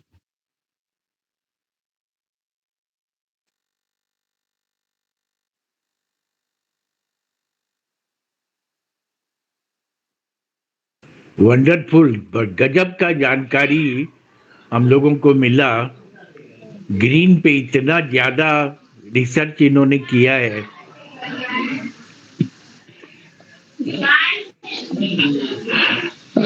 क्या वार्ता खत्म हो गई है? तो नहीं चल रही है, लेकिन वो कुछ गड़बड़ हो गया। लास्ट है। अच्छा, जितने भी न्यू कमर हैं वो प्लीज मेरा नंबर नोट कर लें और व्हाट्सएप में हमको हेलो कर दें, जिससे कि हम उन लोगों को हर सप्ताह अगले रविवार को और एक बहुत सुंदर टॉपिक हो रहा है, और यदि राजी हो जाते हैं अमेरिका से तो हम उनसे बात करवाएंगे। तो मेरा नंबर है 790, लिखिए 790 न्यू कमर के लिए 790-359 5877 790-359-5877। आप हमको उसमें एक हेलो मैसेज दे दीजिएगा, जिससे हम आप सबको इंक्लूड कर लेंगे और हर बार इतनी महत्वपूर्ण जानकारी आप लोगों को मिलेगी। Dr. Prasad, can you please repeat your number? Is 790? 790-359 5877 5877 1 2 3 4 5 6 7 8 9 10. Yes, thank you, Dr. Prasad, Dr. Amitabh Bachchan. Thank you so much. You are Mr. Prasanna Mukherjee? No, I'm Sen Gupta. You are in my group now. Yes, always since very beginning. Since very beginning. तो मैं अभी कुछ थोड़ा सा last में थोड़ा सा defect आ गया, तो मैं प्रसाद साहब से बोलूंगा कि उनको क्या अनुभूति हुआ इतने ब्रिलियंट मतलब डिस्कशन पर। अभी तो 20 आदमी, 28, हम लोग 30-40 आदमी हो गए थे। हाँ, ज्वाइन कर लिया विद्यानाथ झा जी ने, तो अंतिम ही था। आपने पूछा है ये बात, आपने ये बात पूछी है, तो शॉर्ट में हम यही बताएंगे कि देखिए इतना कॉम्प्रिहेंसिव, इतना इतने मेहनत के बाद डॉक्टर साहब ने जो प्रेजेंटेशन दिया है, उसका पूरा इस्तेमाल हम लोग तभी कर पाएंगे जबकि कुछ समय, कुछ या कम से कम जितना समय वो हमको हमारे बीच रहते हैं और बात हम लोगों से, हम लोग को अपनी वार्ता सुनाते हैं, उतना से थोड़ा उतना समय अगर हम लोग को कुछ डिस्कशन करने के लिए हो तो ज्ञान जो बढ़ेगा ही, लेकिन उसमें मैच्योरिटी आ जाएगी। जैसे एक दो बातें हम लोग उमाशंकर सिंह जी को सुनते आ रहे हैं फॉरेस्टेशन पर। हाँ, आपने आज बड़ा आप डॉक्टर साहब ने मुझे बताया कि झारखंड जब था हमारे साथ था तब क्या था परसेंटेज और अभी क्या है। धीरे धीरे फॉरेस्टेशन का 15%, 25% होना चाहिए, लेकिन 15% हो गया है। अच्छा, और उमाशंकर जी जब बात करते हैं तो उनका कहना ये है कि देखिए फॉरेस्ट आजकल जो पेड़ लगा देते हैं उसको फॉरेस्ट नहीं मानते हैं। फॉरेस्ट का मतलब होता है जो एक्चुअली उनका कहना ये है कि फॉरेस्ट को काटने के जो hundreds of years, thousands of years से है, उनको न काटे, अगर उनका विनाश न करे तो यह कई सौ नए पेड़ के लगाने के बराबर है। तो हम लोगों को थोड़ा सा ये कंफ्यूजन होता है कि जब हम अपने फॉरेस्ट का कवरेज, कभी कभी तो हम बड़े संतुष्ट हो जाते हैं कि हाँ बहुत अच्छा हम लोग का होना चाहिए, जितना होना चाहिए करीब करीब हो रहा है, और फिर तब सोचते हैं कि नहीं, ये सच्चाई कुछ और है। तो इन बातों पर चर्चा तभी हो सकती है जबकि हम रियलिस्टिक, हम एक तरफ के सोर्स से जो इंफॉर्मेशन मिली है उसको चेक करके, काउंटर चेक करके, तब हम लोग आपस में बात करें और इस बात को आगे भी बढ़ाएं। आप खुद भी कहते हैं कि फॉरेस्ट, हम अपने आंखों से देखते हैं कैसे बेरहमी से लोग पेड़ को काटते चले जा रहे हैं, हर जगह काटते चले जा रहे हैं। तो ऐसी स्थिति में हम अगर बात करते हैं 100 पेड़ लगा दिए तो वो बात हमारे जहन में आती नहीं है। तो अब जैसे ग्रीन हाउसेस की बात आपने कही, तो ग्रीन हाउस के बारे में बहुत अच्छा लगा, लेकिन थोड़ा हमको जानना ये भी चाहिए कि अभी जो मेथड है ग्रीन हाउस कंस्ट्रक्शन का, तो उसमें कितना कार्बन एमिशन होता है और अब जो बनाएंगे तो उससे कितना कार्बन एमिशन होता है।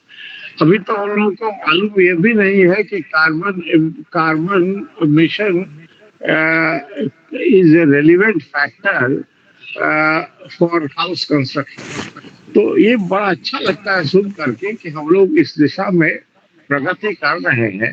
हम लोग चाहते हैं कि और प्रगति करें, लेकिन थोड़ा समझ में आ जाए हम लोगों को कि कैसे हम जो आपने बात की कि एक अर्बन डेवलपमेंट डिपार्टमेंट की या बिल्डिंग कंस्ट्रक्शन डिपार्टमेंट की कुछ नए मेमोज आए हैं, उसमें क्या करना है ये बताया गया है।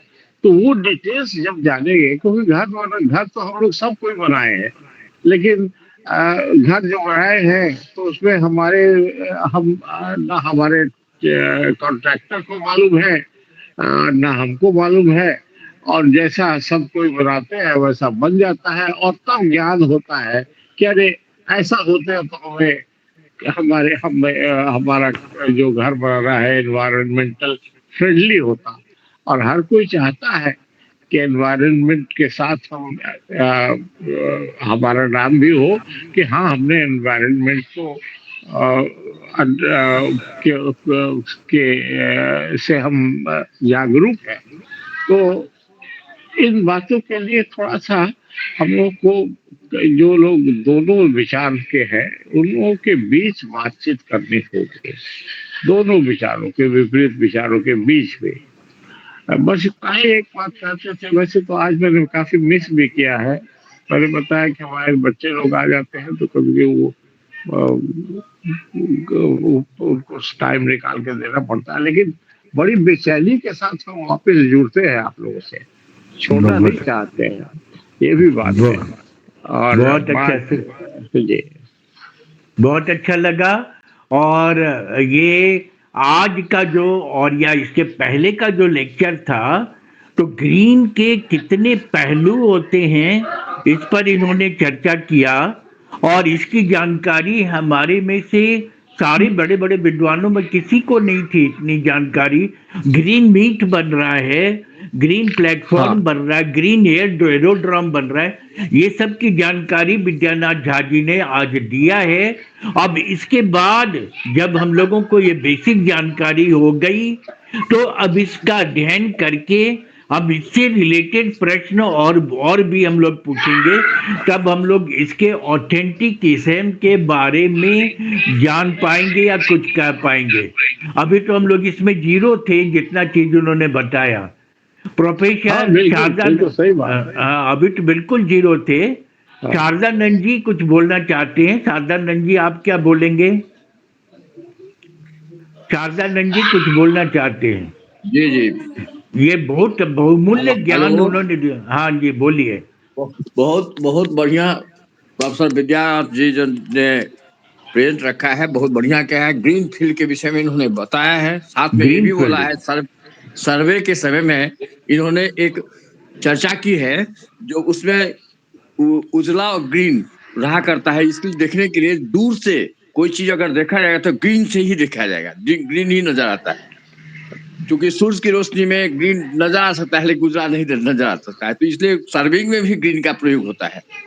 इन्होंने ग्रीन के संबंध में जो मॉडर्न टेक्निक के विषय में बताया है, ग्रीन फ्यूल, ये सभी चीज चूंकि नया साइंस का डेवलपमेंट हुआ है उस पर इन्होंने जवाब दिया है। बहुत बहुत बेहतरीन ढंग से इनकी सूझबूझ है, और चूंकि ये बहुत अधिक लर्नेड मैन है, बहुत अधिक पढ़ते हैं, नया नया चीज उन्होंने अपने दिमाग से भी बहुत सारे इन्होंने जोड़ा भी है, और बहुत सी ला करके कहाँ से पढ़ते हैं, इतना अधिक पेपर पढ़ते हैं, नई नई चीज का ये अन्वेषण करते हैं, और उसके आधार पर निचोड़ ला करके इस थीम में रखने की प्रयत्न करते हैं। इनके लिए इनको साधुवाद। और बहुत मॉडर्न साइंसेज में क्या भी डेवलपमेंट हुआ है ग्रीन के थ्रू, उन्होंने इस पर हाईलाइट किया है, इसके लिए इनको धन्यवाद। साथ में अभी जो हमारा समाज है और खास करके हमारा देश संपूर्ण विश्व में एक ज्वलंत उदाहरण हो गया है ग्रीन फील्ड को डेवलपमेंट करने के लिए। खास करके आदरणीय प्रधानमंत्री श्री नरेंद्र भाई दामोदर मोदी को धन्यवाद करते हैं कि इन्होंने ग्रीन फील्ड पर बहुत सारे जोर दिए। जितने भी प्रोजेक्ट इन्होंने किया है, कोशिश करते हैं जो फ्यूल का ये जो हमारा जो ये बायो फ्यूल है उस पर कम जोर दें, और ग्रीन फ्यूल पर हम ज्यादा जोर दें। और इसके लिए उनको जितने भी सोलर लाइट्स के लिए व्यवस्था इन्होंने किया है, अब करोड़ों आदमी अपने घर पर लगा लिए हैं, तो उस सब का परिणाम है इनका सोच, इनकी समझ, और उस पर इन्होंने हाईलाइट किया है मॉडर्न साइंस की तरफ। इसके लिए इनको विशेष रूप से साधुवाद देते हैं और नए नए चीजों का अन्वेषण करते हैं, इसके लिए भी इनको धन्यवाद। मेरी अपनी वाणी को देते हैं।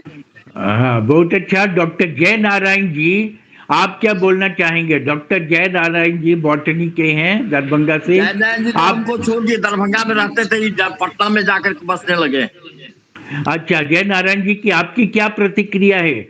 आज जितना बढ़िया आज इन्होंने कह दिया, मतलब ग्रीन पर 2 लेक्चर उन्होंने दिया, उस दिन कुछ कम पड़ गया था, और आज प्रसाद साहब ने जो कहा उस पर भी हम लोग चर्चा करेंगे। उसके लिए भी एक और लेक्चर विद्यानाथ झा जी को रखने का हम अनुरोध करेंगे, जिससे हमारे बीच में, हमारे मन में जो उस संबंध में प्रश्न एक प्रश्न और आता है। यदि झा जी जुड़ गए, विद्यानाथ झा जी, तो ये बताएंगे कि ग्रीन मीट का उपज कैसे होता है। ग्रीन मीट एक, हाँ, उपज आपने बताया, ग्रीन मीट का उपज होता है। हाँ विद्यानाथ झा जी, हाँ, ये उपज हमने आपको दिखाया था, जैसे मान लीजिए सोयाबीन की बड़ी खाते हैं ना, सोयाबीन की बड़ी खाते हैं ना, और वो कैसा लगता है, उसका टेस्ट, और खास करके मुंह में जब हम डालते हैं तो कैसा लगता है, कुछ मीट लाइक लगता है। इसी तरह के जो प्रोडक्ट्स हमारे हैं, एग्रीकल्चरल प्रोडक्ट्स, उसमें इस तरह का फ्लेवर, उस तरह का टेस्ट डाल करके जो मीट जैसा हमको खाने में लगता है, इस तरह का बनाया जाता है, तो उसको वेजिटेबल मीट कहते हैं। एक मीट जो है लेबोरेटरी में भी टिश्यू कल्चर के माध्यम से वो वहां भी बनता है, लेकिन उस मीट को यहाँ शामिल नहीं किया गया है। वहां फिर हलाल और हराम का भी ये प्रॉब्लम होता है, ये सारी बातें भी होती हैं। यहाँ जो ग्रीन मीट जिसको हम कहते हैं, वो इस तरह के खास करके टेस्ट उसका हो, मीट लाइक लगे आपको, पल्पी या इस तरह का प्रोडक्ट से बनाया जाता है। बिल्कुल। अच्छा, एक पाकिस्तान में हमने एक YouTube में देखा कि एक अंडे का ही, मतलब क्या खेती करते हैं, उसमें अंडा जैसा कोई फल निकलता है और उसका स्वाद भी अंडा जैसा होता है। हाँ, तो लोग इसकी बराबर ट्रेनिंग करते हैं, और जो इस अपील में सही उतरता है उसको लोग प्रमोट करते हैं, आगे बढ़ाते हैं, और तभी ये कंसेप्ट आता है ग्रीन मीट। अच्छा,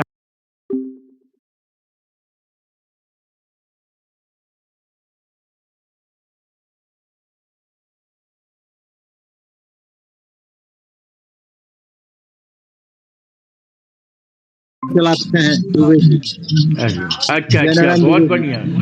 तो जय नारायण जी, अच्छा, जय नारायण जी से ह्यूमन राइट्स पर भी हम लोग सुनेंगे। हाँ, वो he would be glad enough. अच्छा, Prasannajit Mukherjee, you want to say something? Prasannajit Mukherjee. Thank you sir. नमस्कार सबों को। बढ़िया, विद्यानाथ से पुराना परिचय है और हमेशा बढ़िया बोलता मैं रहा है, और यहीं पे कॉलेज, यूजी कॉलेज में मैं असिस्टेंट प्रोफेसर हूँ, और मैं विद्यानाथ पर्यावरण आग्रह करूंगा, क्योंकि उन्होंने बहुत ज्यादा स्टडी किया है, और हमारे फिर अवेयरनेस की कमी है बच्चों में भी और अपने आप हम लोगों में भी। तो अगर वो सर, अगर आप शेयर करें स्लाइड थोड़ा, अगर कुछ इन्फॉर्मेशन, तो हम लोग भी अपने बच्चों के बीच में इन सब चीजों को पहुंचाए। हाँ सर, अभी हम चाहेंगे। सर, आप अपने कॉलेज में करवाइए, मैं यहीं बैठे कर दूंगा सर। ठीक है सर, हम करवा दें। धन्यवाद।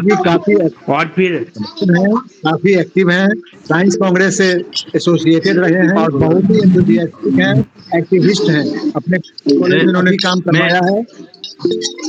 मेंबर झारखंड बायोडायवर्सिटी बोर्ड का मेंबर हूँ सर।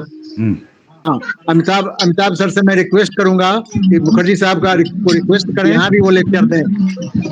हाँ मुखर्जी जी, आप हमने फोन नंबर दिया है, उसमें आप हमारे में हेलो मिस कॉल दीजिए, और मैं आपका भी लेक्चर सुनना चाहूंगा। कुमारी अनुराधा कुछ बोलना चाहती हैं। कुमारी अनुराधा। मैं जमशेदपुर से बोल रही हूँ।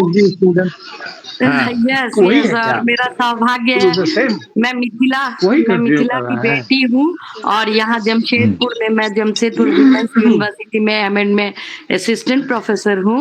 मेरा सौभाग्य है कि मैं डॉक्टर विद्यानाथ झा के अंदर में ही मेरा पीएचडी हुआ। तो अभी सर का वक्तव्य जो हो रहा था, सर तो अद्भुत जानकारी रखते हैं एक, और बॉटनी में ये बहुत अच्छी बात है कि सर ने जो कहा वो वाटर क्रॉप्स को भी उन्होंने लिया यहाँ, यह एक और अच्छी बात थी कि लैंड क्रॉप्स के साथ साथ सर ने वाटर क्रॉप्स के विषय में भी बताया कि कैसे इको फ्रेंडली हम उसके साथ हो सकते हैं। और सर का वक्तव्य सर आखिरी कुछ क्षणों के लिए रह गया था, तो मैं सर से रिक्वेस्ट करना चाहूंगी कि अगर अपने वक्तव्य के आखिरी पलों को भी अगर शेयर करें तो काइंडली करेंगे, तो ज्ञान वर्धन होगा उससे। विद्यानाथ झा जी थोड़ा सा हाँ इस संबंध में भी अभी ये प्रसाद साहब जी ने भी कहा था कि एक और हम लोग एक मीटिंग रखेंगे ग्रीन पर, और उस पर और सुनना चाहेंगे, जिसमें कुछ कुछ प्रश्न लोगों के दिमाग में आता है और ग्रीनरी लाने के लिए क्या स्टेप लिया जाए, इस पर भी हम लोग चर्चा करेंगे। और अभी जो हाँ आज तो कुछ डिस्टर्बेंस भी रहा और लोग भी बहुत आए हैं, का भी प्रॉब्लम था। मैं एक और करूंगा प्रोग्राम इस पे। हाँ एक और करना, हाँ एक और करना पड़ेगा। तो सत्यनारायण जी आप क्या बोलना चाहेंगे? सत्यनारायण जी अच्छा हाँ बोलिए। सबको नमस्कार। सर आज जो गणतंत्र दिवस के मौके पर आपने जो एक बहुत ही अच्छा पहलू सबके सामने ग्रीन के ऊपर जो प्रस्तुत किया, उसमें हमें बहुत ज्ञानवर्धक था, बहुत रुचिवर्धक था, क्योंकि अपने देश के आज जो दिन है ऐतिहासिक दिन, उससे जोड़कर जो कर्तव्य है अपने को प्रकृति को बचाने के लिए, उसको ग्रीन के ऊपर ग्रीन एनर्जी पर इन्होंने जो प्रेजेंटेशन किया बहुत ही अच्छा रुचिवर्धक लगा। Thank you sir. बहुत अच्छा। हमारे विद्वान जोशी जी अभी ट्रेन पर हैं, अजमेर से आ रहे हैं, तो जोशी जी आप क्या बोलना चाहेंगे? जोशी जी उमेश चंद्र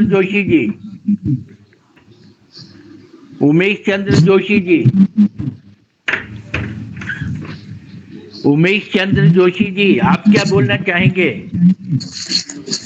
अच्छा प्रोफेसर सुभाषिष आप क्या बोलना चाहेंगे?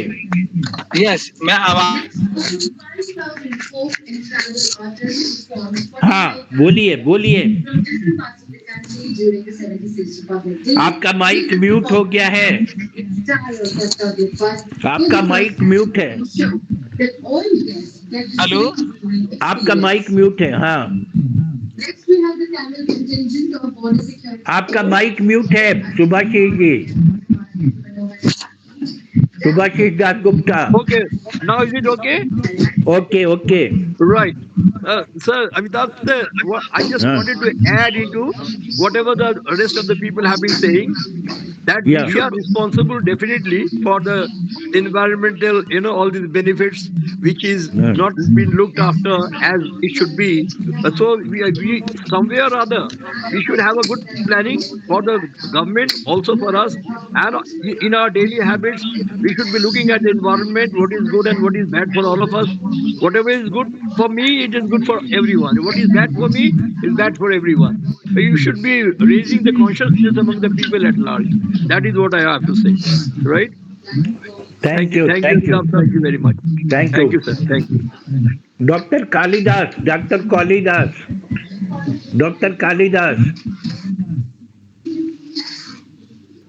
जोशी जी आ गए क्या? जोशी जी आपको आवाज आ रही है?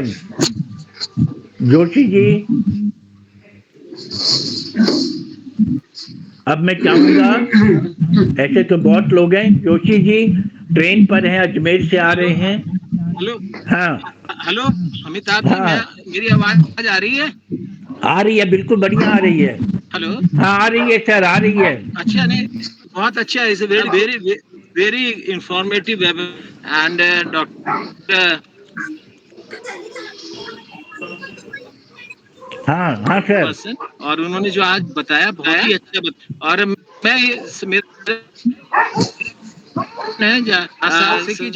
सर आपने बहुत अच्छी बातें बताई। कॉमन आदमी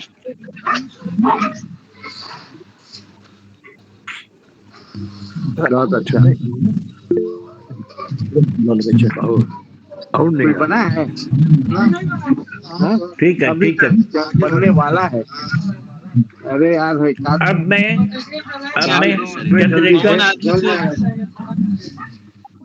चंद्रेश्वर खान साहब की अमृत बानी। हाँ हाँ, चंद्रेश्वर खान साहब की अमृत बानी।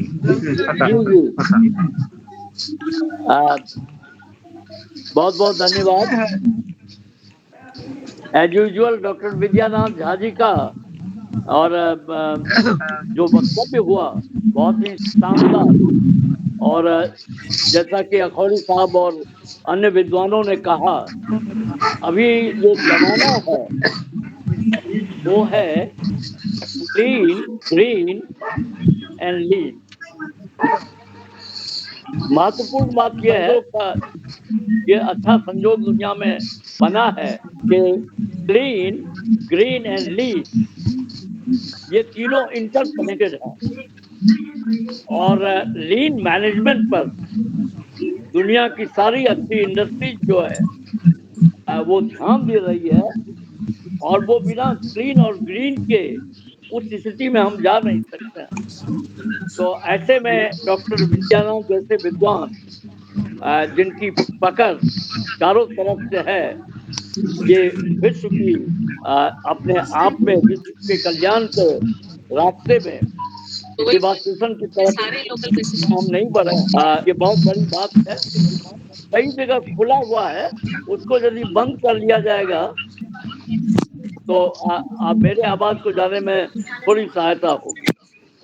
आज संजोग से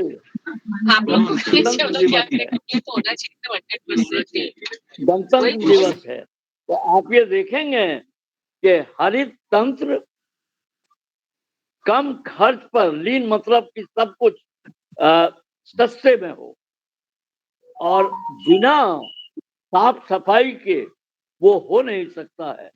तो क्लीन, ग्रीन एंड लीन ये एक तंत्र के रूप में उभर रहा है, उभर गया है, काम बहुत होना बाकी है। इससे इस तंत्र से जोड़ना है गण को, यानी लोगों को। यदि कुछ ही लोगों के साथ में ये जुड़ा रहेगा तो इतना व्यापक काम होने वाला नहीं है। तो जिस जन चेतना के लिए डॉक्टर विद्यानाथ झा जी ने आज गणतंत्र दिवस के शुभ अवसर पर कहा है, तो मैं सभी गण से और जन से, तंत्र से, यंत्र से और मंत्र से आग्रह करूंगा कि संवेद प्रयास के साथ, क्योंकि उन्होंने ग्रीन महाकुंभ का भी नाम लिया, और जो उन्होंने नाम लिया है वो बड़ी बात है। कुंभ को कई लोग कई तरह से देख सकते हैं, लेकिन ये एक वैज्ञानिक और न सिर्फ आस्था की बात है, न सिर्फ विचार की बात है, बल्कि ये विज्ञान और विश्वास की बात इसलिए भी है कि यदि कुंभ के समय में बहुत तैयारी नहीं करनी पड़े और पर्याप्त मात्रा में जिस दिन जल होगा और प्रवाहित होगा, तो आप ये देखेंगे कि वो दिन कितना बड़ा होगा, और उसी दिनों को हम लोग देख चुके हैं। अब चुनौती ये है कि नैसर्गिक और प्राकृतिक तरीके से इन चीजों को करें, इसके तरफ जो विश्व का ध्यान गया है। क्योंकि मैं थोड़ा, उन्होंने जब ग्रीन कुंभ कहा, तो आप ये देखेंगे कि एक एक दिन में जितने लोग जमा हो रहे हैं, उतना बड़ा बड़ा तो देश दुनिया में नहीं है, भारत और चीन को छोड़ करके, या अमेरिका या कुछ चीजों को 3 करोड़ 4 करोड़ तक लोग पहुंच रहे हैं। तो ये ताकत उसमें जो है, और वो संचालित हो, और ये जो इन्होंने सारी चीजों को एक साथ जोड़ा है, इसके लिए झा साहब को, डॉक्टर झा को बहुत बहुत आभार, धन्यवाद। और जैसा कि विभिन्न विद्वानों ने कहा कि ये इनके चिंतन, मनन और लगातार कार्य पर आधारित है। और कोई भी अध्यवसायी व्यक्ति जब किसी चीज में लग जाता है तो वही ऋषि या मुनि की श्रेणी में आता है। आप सबों को बहुत शान के साथ, बहुत ध्यान के साथ, बहुत निष्ठा और प्रतिबद्धता के साथ समय देने के लिए बहुत बहुत धन्यवाद। और डॉक्टर झा के हम लोग आभारी हैं, क्योंकि जिस तरह से शोध करके research and development and then he is giving us the nectar which is much needed for the human society is superb and just great. So kindly accept our salutation and blessing for this lucid and explicit talk. Thank you so much and God bless you. Over to Amitabh ji. Amitabh ji किधर गए? हाँ, बहुत अच्छा sir, और बहुत अच्छा। और ये हम लोगों के लिए आज का दिन उपलब्धि का दिन रहा। इतना बढ़िया ज्ञान हम लोग को मिला। इसकी रिकॉर्डिंग तो ये बिना शुक्ला जी और जोशी जी करेंगे, और ये एक हम लोग का एक संपत्ति हो जाएगा। इसको हम जितना ऊपर ले जा सकेंगे ले जाएंगे, क्योंकि ये अनूठा दुनिया में एक विद्यानाथ झा जी ने हम लोगों को ले आया। तो इसके लिए बहुत बहुत धन्यवाद, और ईश्वर का धन्यवाद कि इतने विद्वान लोग, साकेत जी भी आए थे फिर चले गए, हर्ष जी भी आए थे। तो अगले बार, अगले शनि रविवार को एक बहुत महत्वपूर्ण वार्ताकार से बात हो रही है। यदि वो राजी हो जाते हैं तो उनसे हम तब सब्जेक्ट और वो सब चीज़ बताएंगे। जब तक फाइनल नहीं होता है आधा नहीं बताएंगे, लेकिन इसका प्रयास हम एक सप्ताह से करते हैं तो कोई एक अच्छा विद्वान मिल जाता है। तो हाँ, आप लोगों के आशीर्वाद का जरूरत हमको है, जिससे कि ये ज्ञान शेयरिंग मालूम हम लोग का कॉन्फ्रेंस चलता रहे। और हमने सभी को नंबर दिया। आज बहुत सारे लोग आए थे, 30-40 आदमी आए थे। तो हम सबको चाहेंगे कि हमने जो नंबर दिया उससे हमसे जुड़ जाएं, हम सबको भेजेंगे। तो सभी को प्रणाम, अगले बार फिर मिलेंगे। प्रणाम प्रणाम प्रणाम धन्यवाद, आभार।